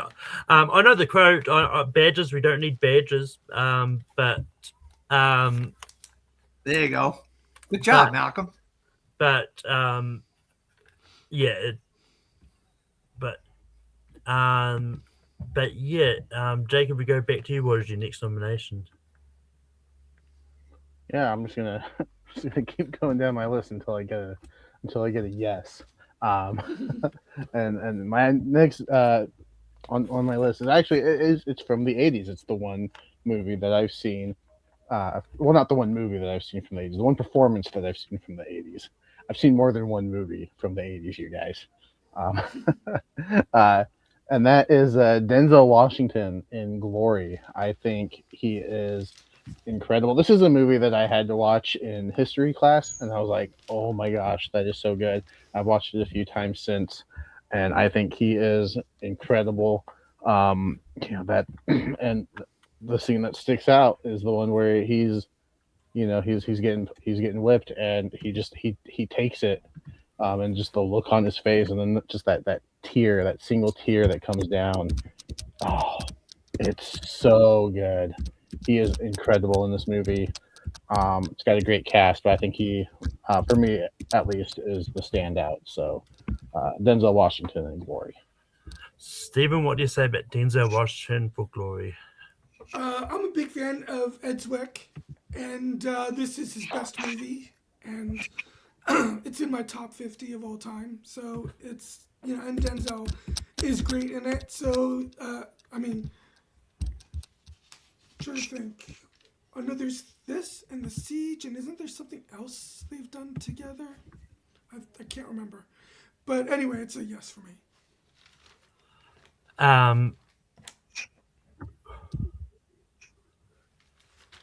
Carriage Under Fire. Yeah, that's yeah. it. That was great too. I love that movie. But I don't know if I'll go as far as saying Glory is my favorite Ed Zwick movie. But out of the ones I've seen, this is probably my favorite other ones I've seen anyway. Actually, I might have Last Samurai higher. But anyway, I think Denzel Washington is great in Glory, and yeah, I think he deserved to win that year. Yes. So it's going to be a yes for me. Dan, what do you say about Denzel Washington for Glory? Wow, I was shocked that it was going to come. I thought it was going to end up coming to me to make the final decision. I was going to say yes because I got this in my honorable mentions, and with some things getting knocked off my honorable mentions, it was going to make room for Glory. Denzel Washington is amazing. You said everything that I would have said if I had brought this up, Jacob, with the tear and the beating and all that stuff and Civil War and stuff. He's amazing in this movie. Amazing. Yeah, I'm glad this is going to make the list. This is a fantastic performance from Denzel. But Stephen, what is the next nomination you're going to bring up?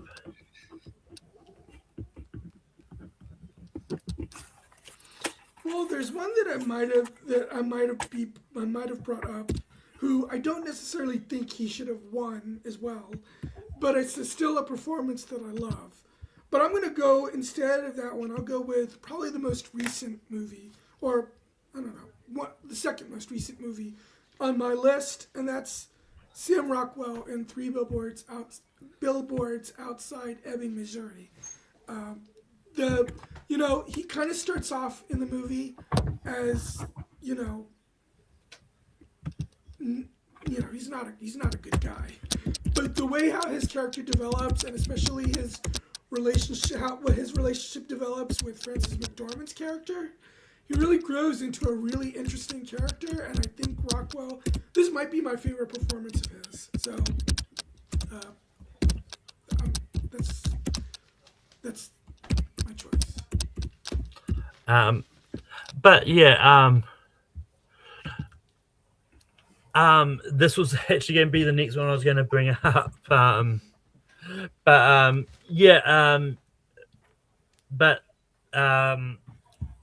Sam Rockwell, I think, is great in Three Billboards Outside Ebbing, Missouri. And yeah, it's just one of those ones that you don't know where the character's going, and if he was involved in it or not. Yeah, so it's going to be yes for me. Dan, what do you say about Sam Rockwell for Three Billboards Outside Ebbing, Missouri? Yeah, I mean, I'm a fan of this movie, but I'm not as big a fan as a lot of people are. I'm a little bit lukewarm on Three Billboards Outside Ebbing, Missouri, and Sam Rockwell and Frances McDormand and all this. Since I've seen this movie, I haven't really gone back to it again, and I don't really think of Sam Rockwell as giving a great performance in this movie. He may very well have. I just don't think about the performance that much. And I wouldn't have brought this up. It's not even in on my honorable mention. So for that reason, I'm going to say no. Jacob, what would you have said about what do you say about Sam Rockwell for Three Billboards Outside Ebbing, Missouri? Yeah, this is in that group that I didn't rank for whatever reason, probably because I was being silly. But yeah, no, I enjoy the performance. I love the movie. I don't know. I personally think I like Woody Harrelson's performance a little better. For me personally, my pick that year would have been Willem Dafoe for the Florida Project. I thought he was fantastic. So I think for that reason, I would have had somebody else win that year. I'm going to give it a slight no. It comes back to me. I'm going to try for this one and see what happens. This is a movie that I watched when I studied theatre because we were talking about Tennessee Williams, and I'm bringing up Carl Malden for A Streetcar Named Desire. And I think it's been a while since I've seen the movie, but it's one that I do remember really loving Carl Malden's performance specifically. I think he was great in the movie, and this is one that I probably wouldn't have brought up, but it's like looking at my options, it's a lot of movies that I know I've seen that I just don't remember too much about those performances, and a performance that I know that some people might say it's too recent. But yeah, so I'm going to see what happens with Carl Malden. Dan, what do you say about Carl Malden for Streetcar Named Desire? Yeah, he's the brother of the main actress in the movie, and I believe, oh God, Eve Saint Marie. I think it might be Eve Saint Marie, if I'm not mistaken, and she is being chased by Marlon Brando. Her character's name is, you might know the quote, Stella, and he kind of wants to protect her from this kind of a street kind of guy, this bum kind of guy, and Carl Malden, wow, does he give a great performance in A Streetcar Named Desire. I absolutely love him in this. This is a well-deserved win for him. I would say yes to this. I actually had this at number 12 on my list, so I definitely will say yes to this. So I'm going to leave it at the hands of the other guys. But Jacob, what do you say about Carl Malden for A Streetcar Named Desire? This first time I'm hearing that name. Not the movie. I've heard the movie. Haven't haven't heard of the actor. So yeah, I haven't seen it. Know your audience, Malcolm. Come on. Stephen, what do you say about Carl Malden for A Streetcar Named Desire? I haven't seen it either. Unfortunately, it's not going to make the list. But Dan, what is the next performance you're going to bring up? Well, I'm glad Know you took your the audience, Dan. Hey, Malcolm, I'm glad you took the bullet for Carl Marvel because I was going to bring up Carl Malden next. I'm glad you took that bullet for me on that one. But I'm going to do it. Okay, maybe some people have seen this movie. I don't know. I'm not assuming anything at this point. But I'm a big fan of Paul Newman. And Paul Newman is really in at least between 5 and 10 great movies. And one of the most famous movies he was in is a movie called Cool Hand Luke, where he was a prisoner. And the reason why he was a prisoner is he was vandalizing some parking meters and he got sent to prison. But he had a foil in prison. He has a foil in prison. A guy who was kind of his opposite, where he kind of goes opposite against him and gives him a hard time. But eventually they become friends. One of the things that they end up doing is they have a bet where he has to eat 50 eggs in a certain amount of time. 3 minutes or whatever it is. And George Kennedy is that guy. And George Kennedy is terrific opposite Paul Newman in this movie. I really loved their chemistry in the movie. He starts out because they get into a fist fight early on, but then they become friends because they have to respect each other and stuff like that. Eventually they earn each other's respect. So I'm going to say George Kennedy from Cool Hand Luke. 1967, I believe. But Jacob, what do you say about George Kennedy for Cool Hand Luke? Haven't seen it. Stephen, what do you say about George Kennedy for Cool Hand Luke? Okay, I haven't seen it, but it was one of the 7 movies that I watched several clips for, and I liked the boxing scene where they're fighting each other, and it's definitely a movie I want to after watching that clip, and I think there was one other clip I saw or started watching, but when I realized that George Kennedy, even though he's in the clip, he's not saying anything, I decided, okay, I'm going to search for a different clip. But I definitely want to, hopefully it's streaming somewhere so I can watch it.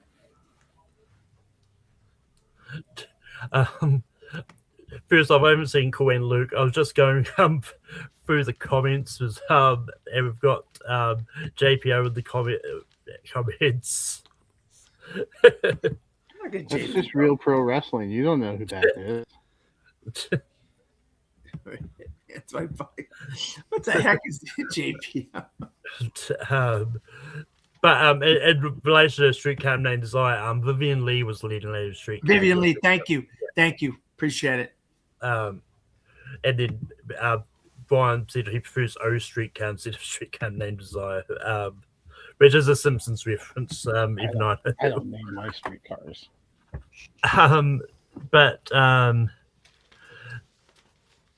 But yeah, but that being said, George Kennedy is not going to make the list. Jacob, we come back to you for your next nomination. Yeah, I'm just gonna keep going down my list now. I say what you want about him recently. Is he the worst Joker? Maybe, but he was absolutely fantastic in Dallas Buyers Club. Jared Leto, I think, absolutely deserved this win. I think he absolutely transformed himself. He's giving a great performance alongside Matthew McConaughey. I'm just trying to see who else was. Yeah, of the other nominees, I think he absolutely deserved the award. Incredible performance, transformative. So we go with Jared Leto and see how it goes. Stephen, what do you say about Jared Leto for Dallas Buyers Club? You chose one of the two 2010 movies that I haven't seen.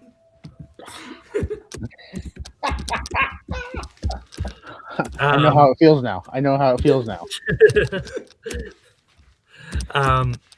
Yeah, I think I've seen Dallas Buyers Club once.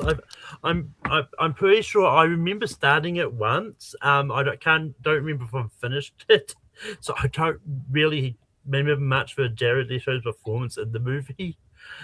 So I'm just gonna give a slight no. Dan, what do you say about Jared Leto, Dallas Buyers Club? No, I mean Jacob's right. He gives a phenomenal performance as a trans man who dresses up as a woman and who tries to help Matthew McConaughey's character. And this is based on a true story. This is a real person. I believe it's an amalgamation of two people, if I'm not mistaken, of two different people. Yeah, I mean Jared Leto is amazing in this movie. Matthew McConaughey is amazing in this movie. Yeah, I would have said yes. We're getting down to the nitty gritty here, so you have to start saying yes to some things. So I would have said yes to this. But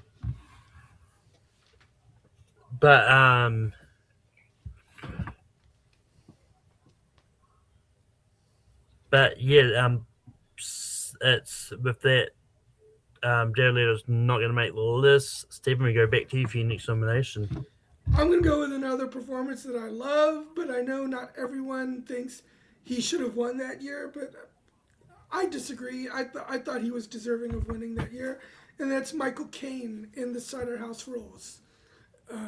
It's a absolutely great coming-of-age story, and I think Michael Caine gives a really moving performance as this father figure of this orphanage, and I absolutely love the performance in the movie. Yeah, this is near the end of the long list I had made. So look, I like the performance enough. I think it's good, but there's also a lot more that are higher than it that I think should be talked about more. And actually, there's another Michael Caine performance that I do remember liking a lot more than this, but it's also an 80s movie. I'm pretty sure no one here has seen. So yeah, it's going to be a no for me for Michael Caine for Cider House Rules. But Dan, what do you say about Michael Caine for the Cider House Rules? I'm shocked that somebody actually brought this up because I absolutely love this movie. I think this movie is phenomenal. You know, it really deals with some very, very difficult topics of abortion and incest and stuff like that. My thing is this: I love all of you kings, you princes of Maine, and you kings of New England. I love you all out there. I myself would have given the Oscar that year to Tom Cruise, believe it or not, for Magnolia. I think I wouldn't have complained if he won, but I do think I slightly prefer Michael Caine over or Haley Joel Osment. I would have even given it to Haley Joel Osment that year, or Michael Clark Duncan that year, or Jude Law that year, other than Michael Caine for that performance. Unfortunately, I think everybody in that category is better than Michael Caine in that category that year. That was one of the most stacked best supporting actors I can remember in my entire lifetime. I loved every movie that was nominated in that character, every performance that was nominated in that character. I actually like Tobey Maguire, Delroy Lindo that was in that movie. But I'm going to say no, unfortunately, for Michael Caine. But good job bringing that up, Stephen. Jacob, what would you have said about Michael Caine for the Cider House Rules? I say I would have went Michael Clark Duncan. I thought he was incredible. So no. That's not going to make the list. But comes back around to me, and I'm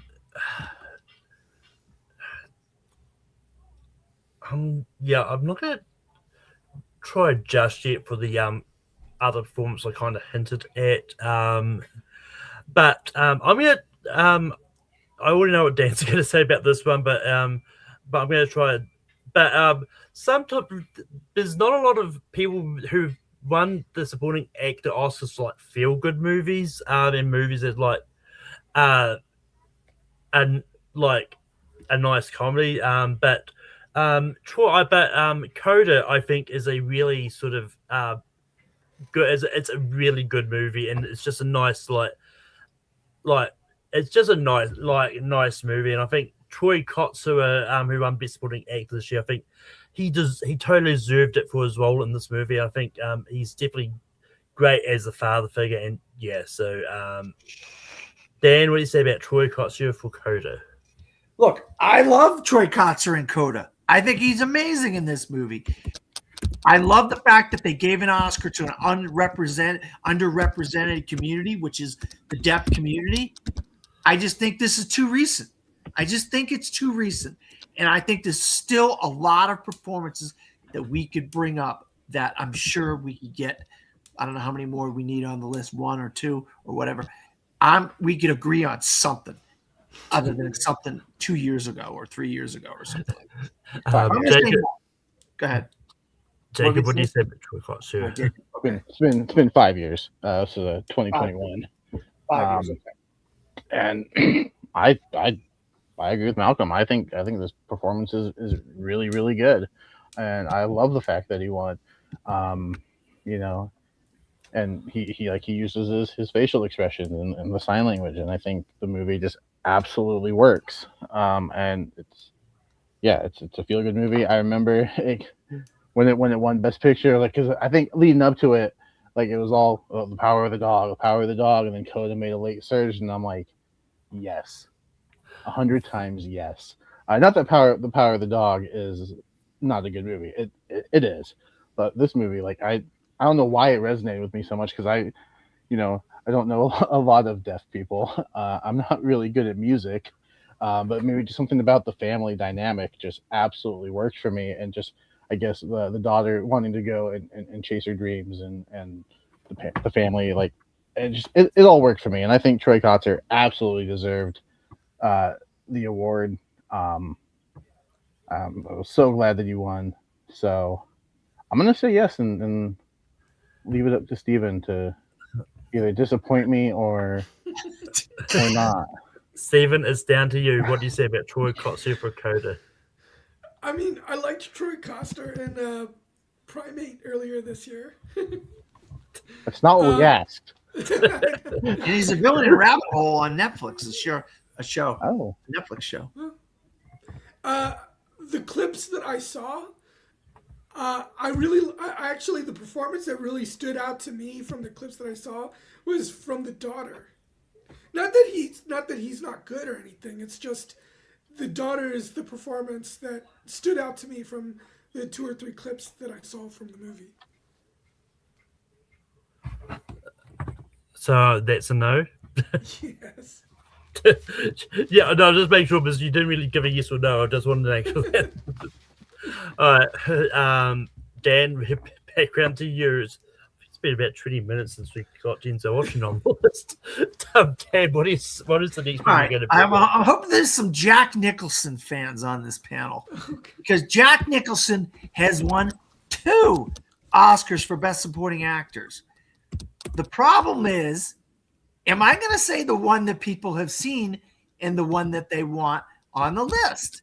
That's going to be the big question here. I'm going to go to a movie where Jack Nicholson plays an astronaut. Yes, Jack Nicholson plays an astronaut. Yes, he's a retired astronaut, but and he is in a movie called Terms of Endearment, opposite Shirley MacLaine and Jeff Daniels and some other people.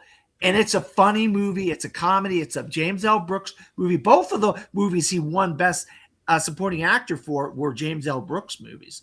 The other one was As Good as It Gets, 1997. Well, that was lead actor. Huh? Oh, was he lead actor? As Good as It Gets. Oh, wow. Lead actor for that? Okay. Yeah. Wow, okay. Yeah, so, all right. So he won. All right, never mind then. He won lead actor for As Good as It Gets. but he won Best Supporting Actor for playing an astronaut in terms of endearment. And I think he's great opposite Shirley MacLaine. They have this great scene where they're riding in a car down the beach, and he's like putting his hands up in the air, and he's almost falling out of the car as they're driving on the beach and stuff. It's a funny movie. It's a heartwarming movie.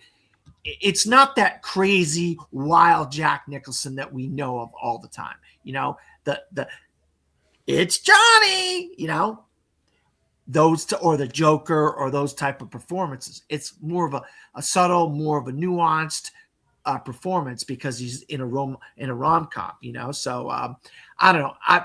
I figured maybe enough people have seen Jack Nicholson. Maybe they have seen this movie. So that's the one I'm going to go for. Well, I think I know what Jacob's going to say just because he did say he's only seen one 80s movie. Jacob, what do you say about Jack Nicholson? Exactly what I was going to say. I've only seen one 80s performance, unfortunately. This one is it's already made the list, so I'm 100% on my 80s making the list. So, Stephen, what do you say about Jack Nicholson from Terms of Endearment? So I have seen Terms of Endearment, but it was a long time ago. I remember liking the movie, and but one of the reasons why I don't think I would have even really bothered rewatching it for this, I don't remember thinking that it's one of, you know, Jack Nicholson's great performances. I mean, I'm sure he's good in the movie, but he won Best Supporting Actor.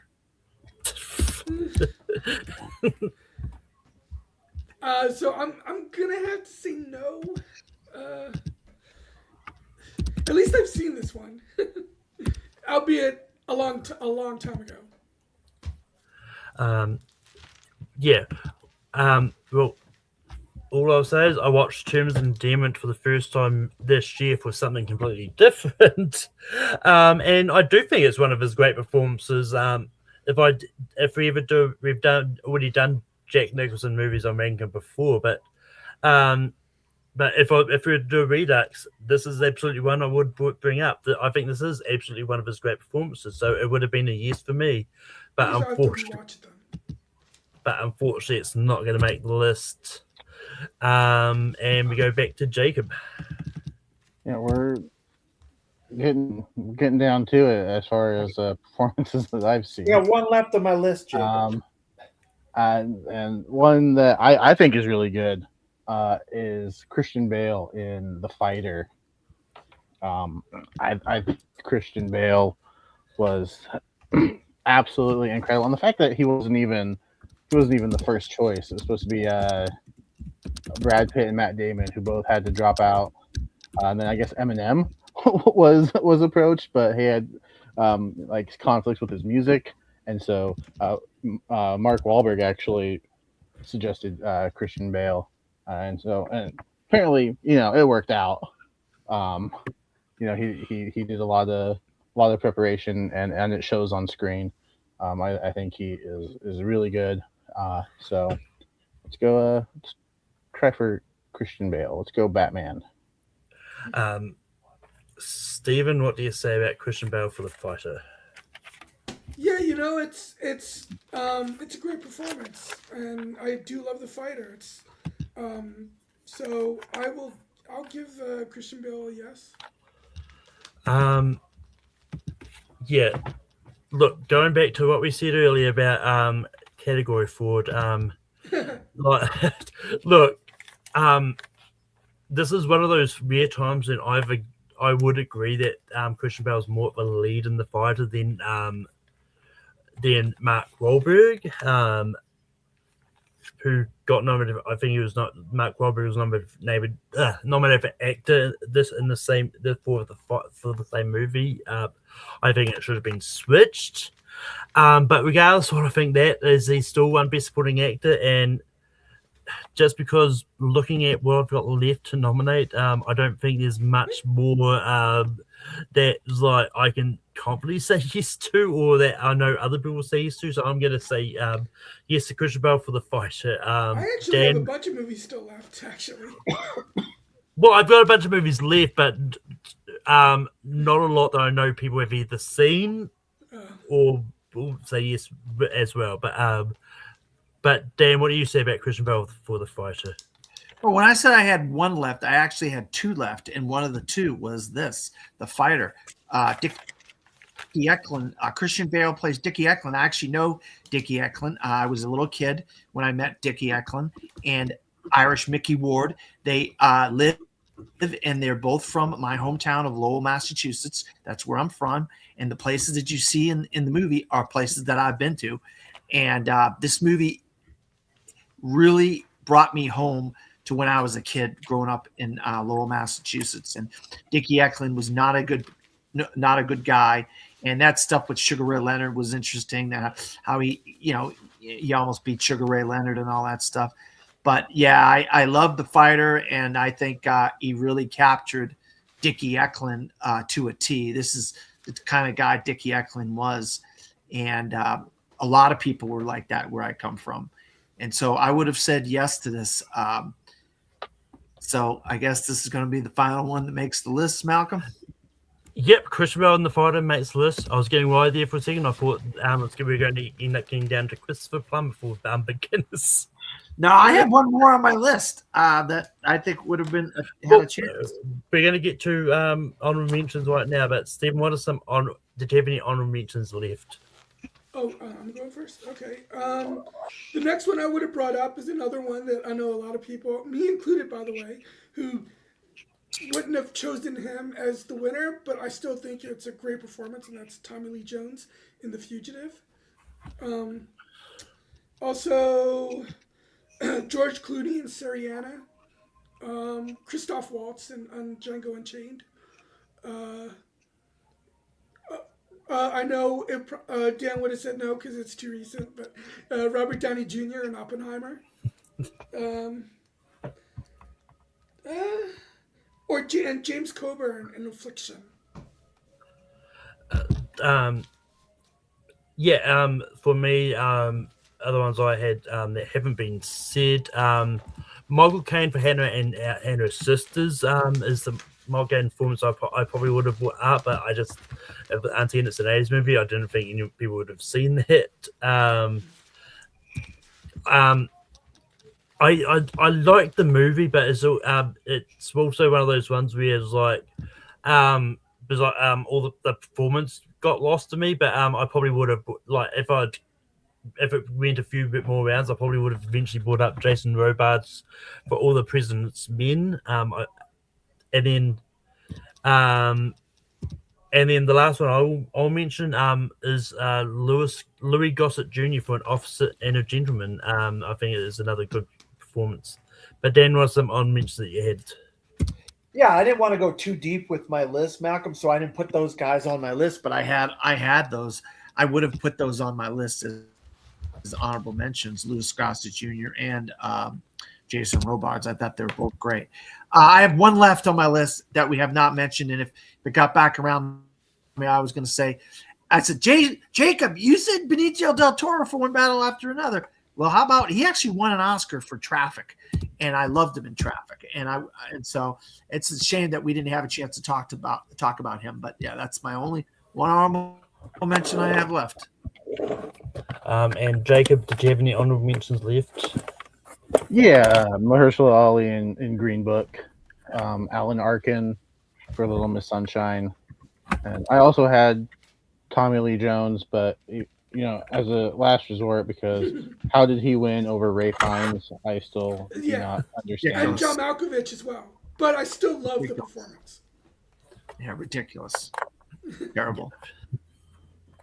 But anyway, it's time to get onto the fun part of actually ranking this.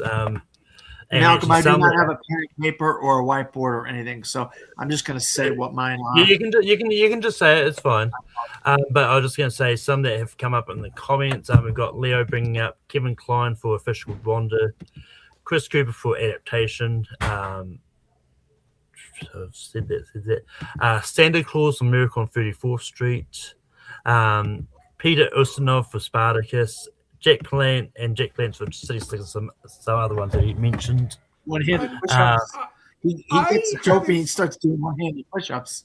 Although I haven't Go ahead. seen An Officer and a Gentleman, I probably would have said yes to Louis Gossett Jr. because I saw a bunch of clips, and that was enough for me to say yes for him. He was great in that. But Dan, what do you have for 12? I'm actually going to say Christian Bale. Jacob, what do you have for 12? The only one I haven't seen, Sean Connery. Stephen, what do you have for 12? Brad Pitt. And we've got a four-way, and we've got a four-way tie. Because I said I was going to say Christoph Waltz. Oh, you know what? I'll change to Christoph Waltz. No, What? too late. No, you let Too it late. go to the vote. Let it go to the vote. Okay. Let it go to the vote. You only said that because you knew Brian had already put a comment in the chat. Oh, did he? Brian never agrees with me. I would not have thought that. Brian almost never agrees with me. But Sean Connery for the Untouchables is going to be at 12. That's we know- low. That's low. We know what number 11 is going to be. Jacob, what do you have for 11? Oh, I need to. Yeah, since I'm going first, doesn't matter.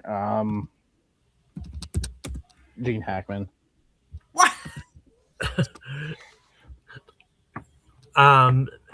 But Stephen, what do you have for 11? Oh, I stuck with Brad Pitt. I'm sticking with Christoph Waltz. Dan. I can agree with Brad Pitt, Steven. I don't hate that placement. Oh, just that.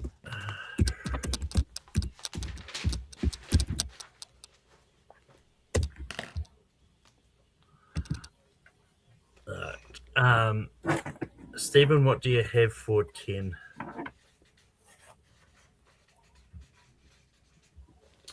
Javier Bardem. I'm sticking with Christoph Waltz. Dan. I'm gonna go back to Christian Bale. I'm going back to Christian Bale. And Jacob. Sticking with Gene Hackman. What? Got four-way tie. Gene Hackman, Javier Bardem, Christian Bale, and Christoph Waltz. Going to the comments. The first comment I see, which is probably going to be it's Leo. It's What? Leo. No, it's it. I missed Leo's it. first. Leo, good job, Leo. Good yeah, job, yeah. Leo. Thank you, Leo. But it's going to be Christian Bale.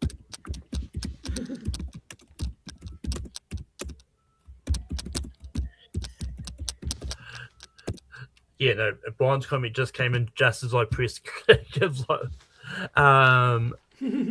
Which obviously meant he was the first one I ended up clicking. But going to 9, I'm sticking with Christoph Waltz. Dan, what do you have for 9? I'm gonna go with Denzel Washington. Glory.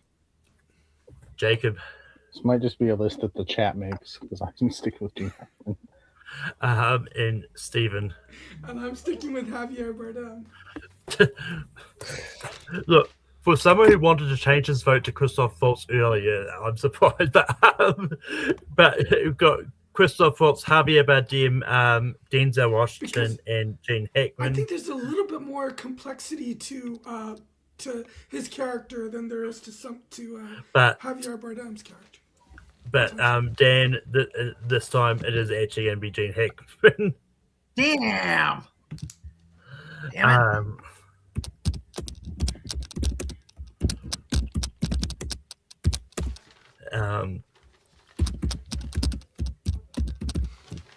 But moving on to number 8, Dan, what do you have for 8?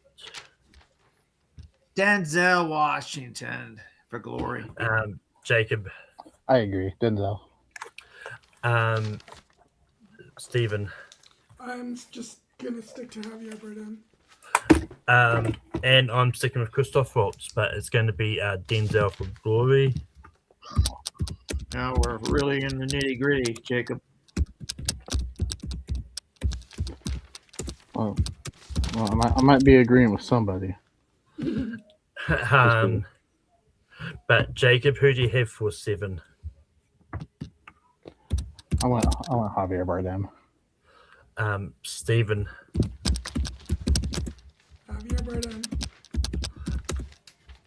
Bardem. I'm Stephen for Christoph Waltz. Dan.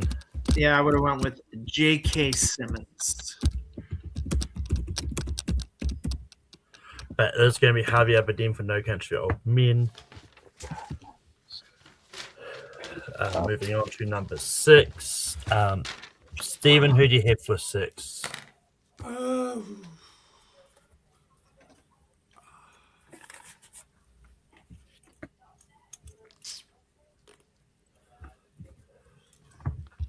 I will have. You know what? I'll go to Christoph Waltz.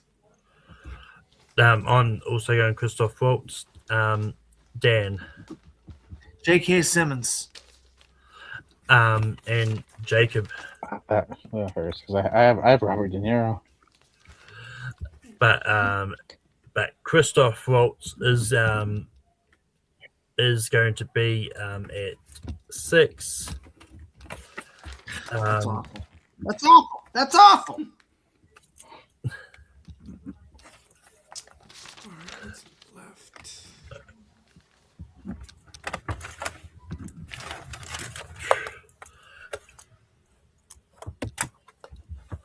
I don't know why I'm holding my whiteboard. I'm not really using it.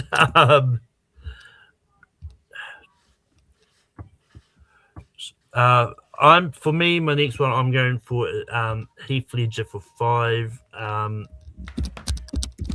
Dan, what do you have for 5? J.K. Simmons. Jacob. Bobby D. And Stephen. Joe Pesci. So Dude, we've got- it's number 5. There's these are. But You're we've got saying 4. J.K. Simmons is better than Joe Pesci? You guys are all saying J.K. Simmons? I also look at it over which character do I think is the most interesting, the most complicated, the most. Yeah. But anyway, I didn't have to do the question for the chat that Leo already threw his response in here, and it's going to be Robert De Niro. That's going to be at 5. That Robert De Niro should be in the top 3, in my opinion.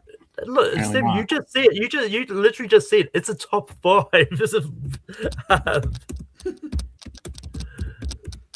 but this is the one that does actually hurt me too. So,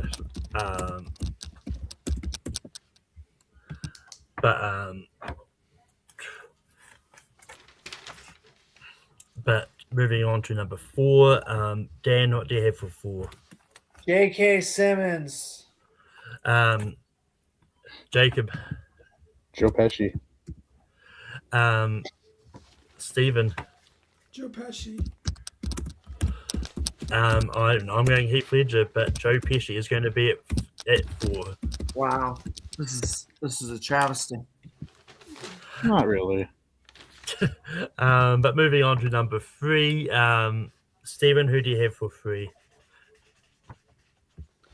No, I'll go with J.K. Simmons. I'm sticking with Heath Ledger. Dan. J.K. Simmons.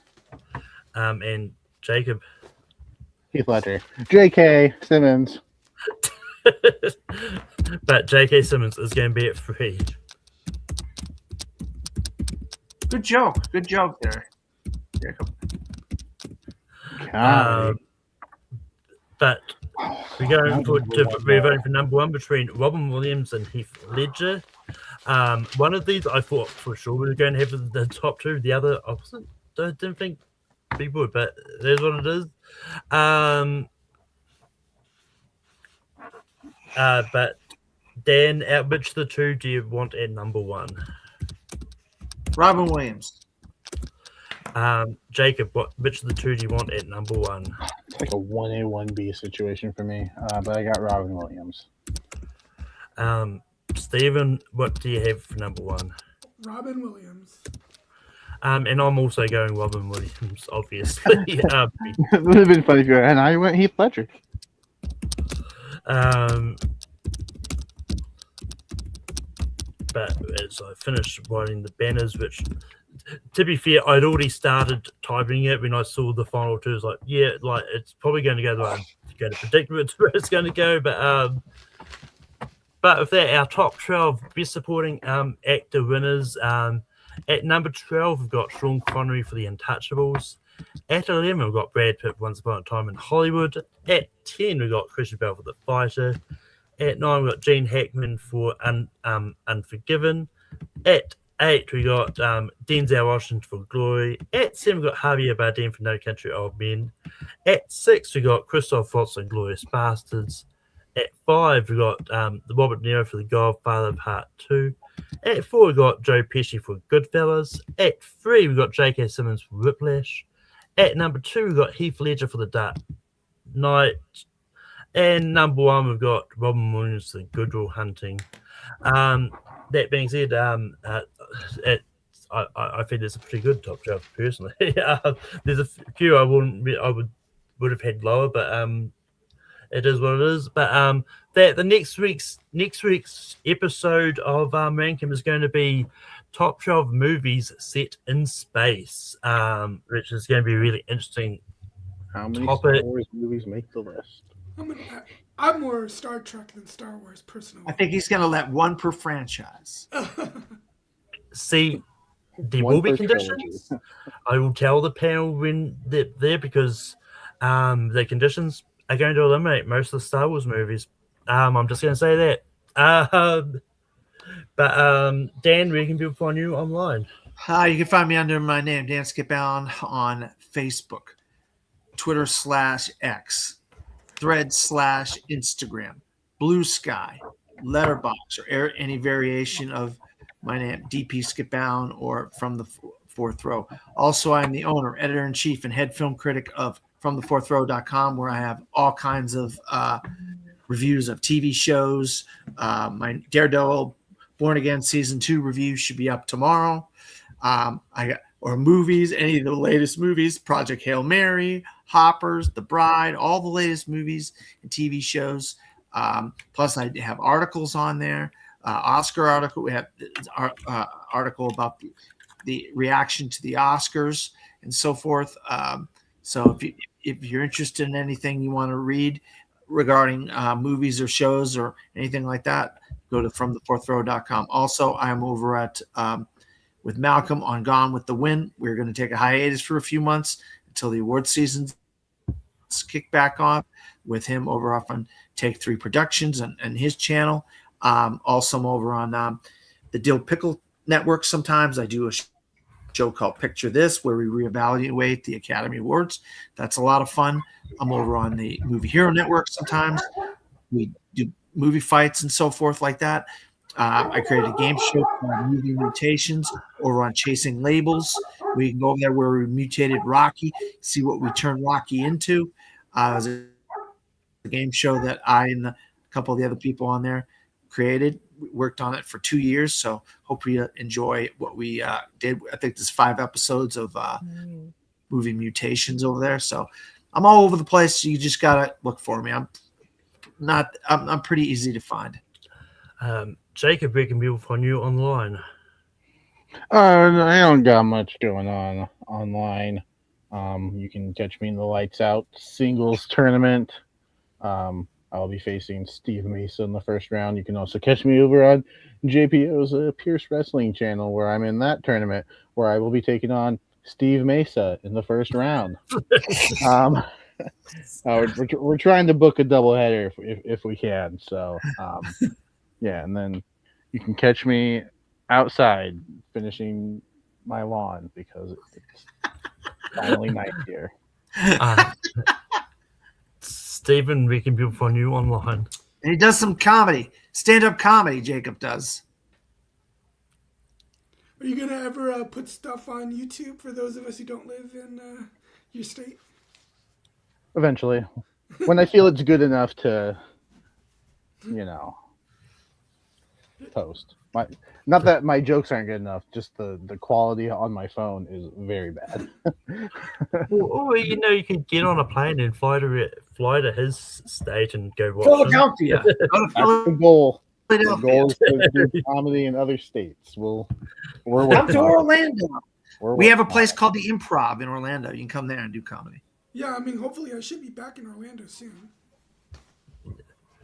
But anyway, but Stephen, did you have anything to plug, or you just wanted to talk about Steak?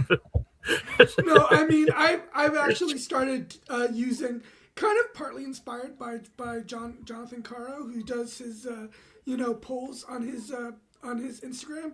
I've started writing more reviews on my Instagram as well. So Steven Shepard 82 Instagram, and S Shepard 82 at Letterboxd. And yeah, you can find me on Tape Times, so those to Rankin every week. And next week will be top 12 movies set in space. And you can also find me on my own personal YouTube channel, Malcolm's Mid-Earth Media, as a host spear from the past. And this week I have Soda on because I decided to call it an audible in honor of Chuck Norris's passing. And we're going to be talking about Survivor Series 94, which Chuck Norris made a small appearance in. Which I'm watching, is like, yeah, it's not good. Unless you want to watch a Jerry Lawler and versus Doink the Clown with little people. Yeah, it's not great. Yeah, but yeah, you can find me talking about more about that when we get this week, and then the next episode after that will be No Way Out 2007. But you can also find me popping up the Movie Hero Network. I'll be on Austin's Girlfriend's Top 64 on Tuesday, and which will be a lot of fun. And yeah, but that ends the end of Rankin for this week, and we'll see you all next time next week. But yeah, Certainty of death, small chance of success.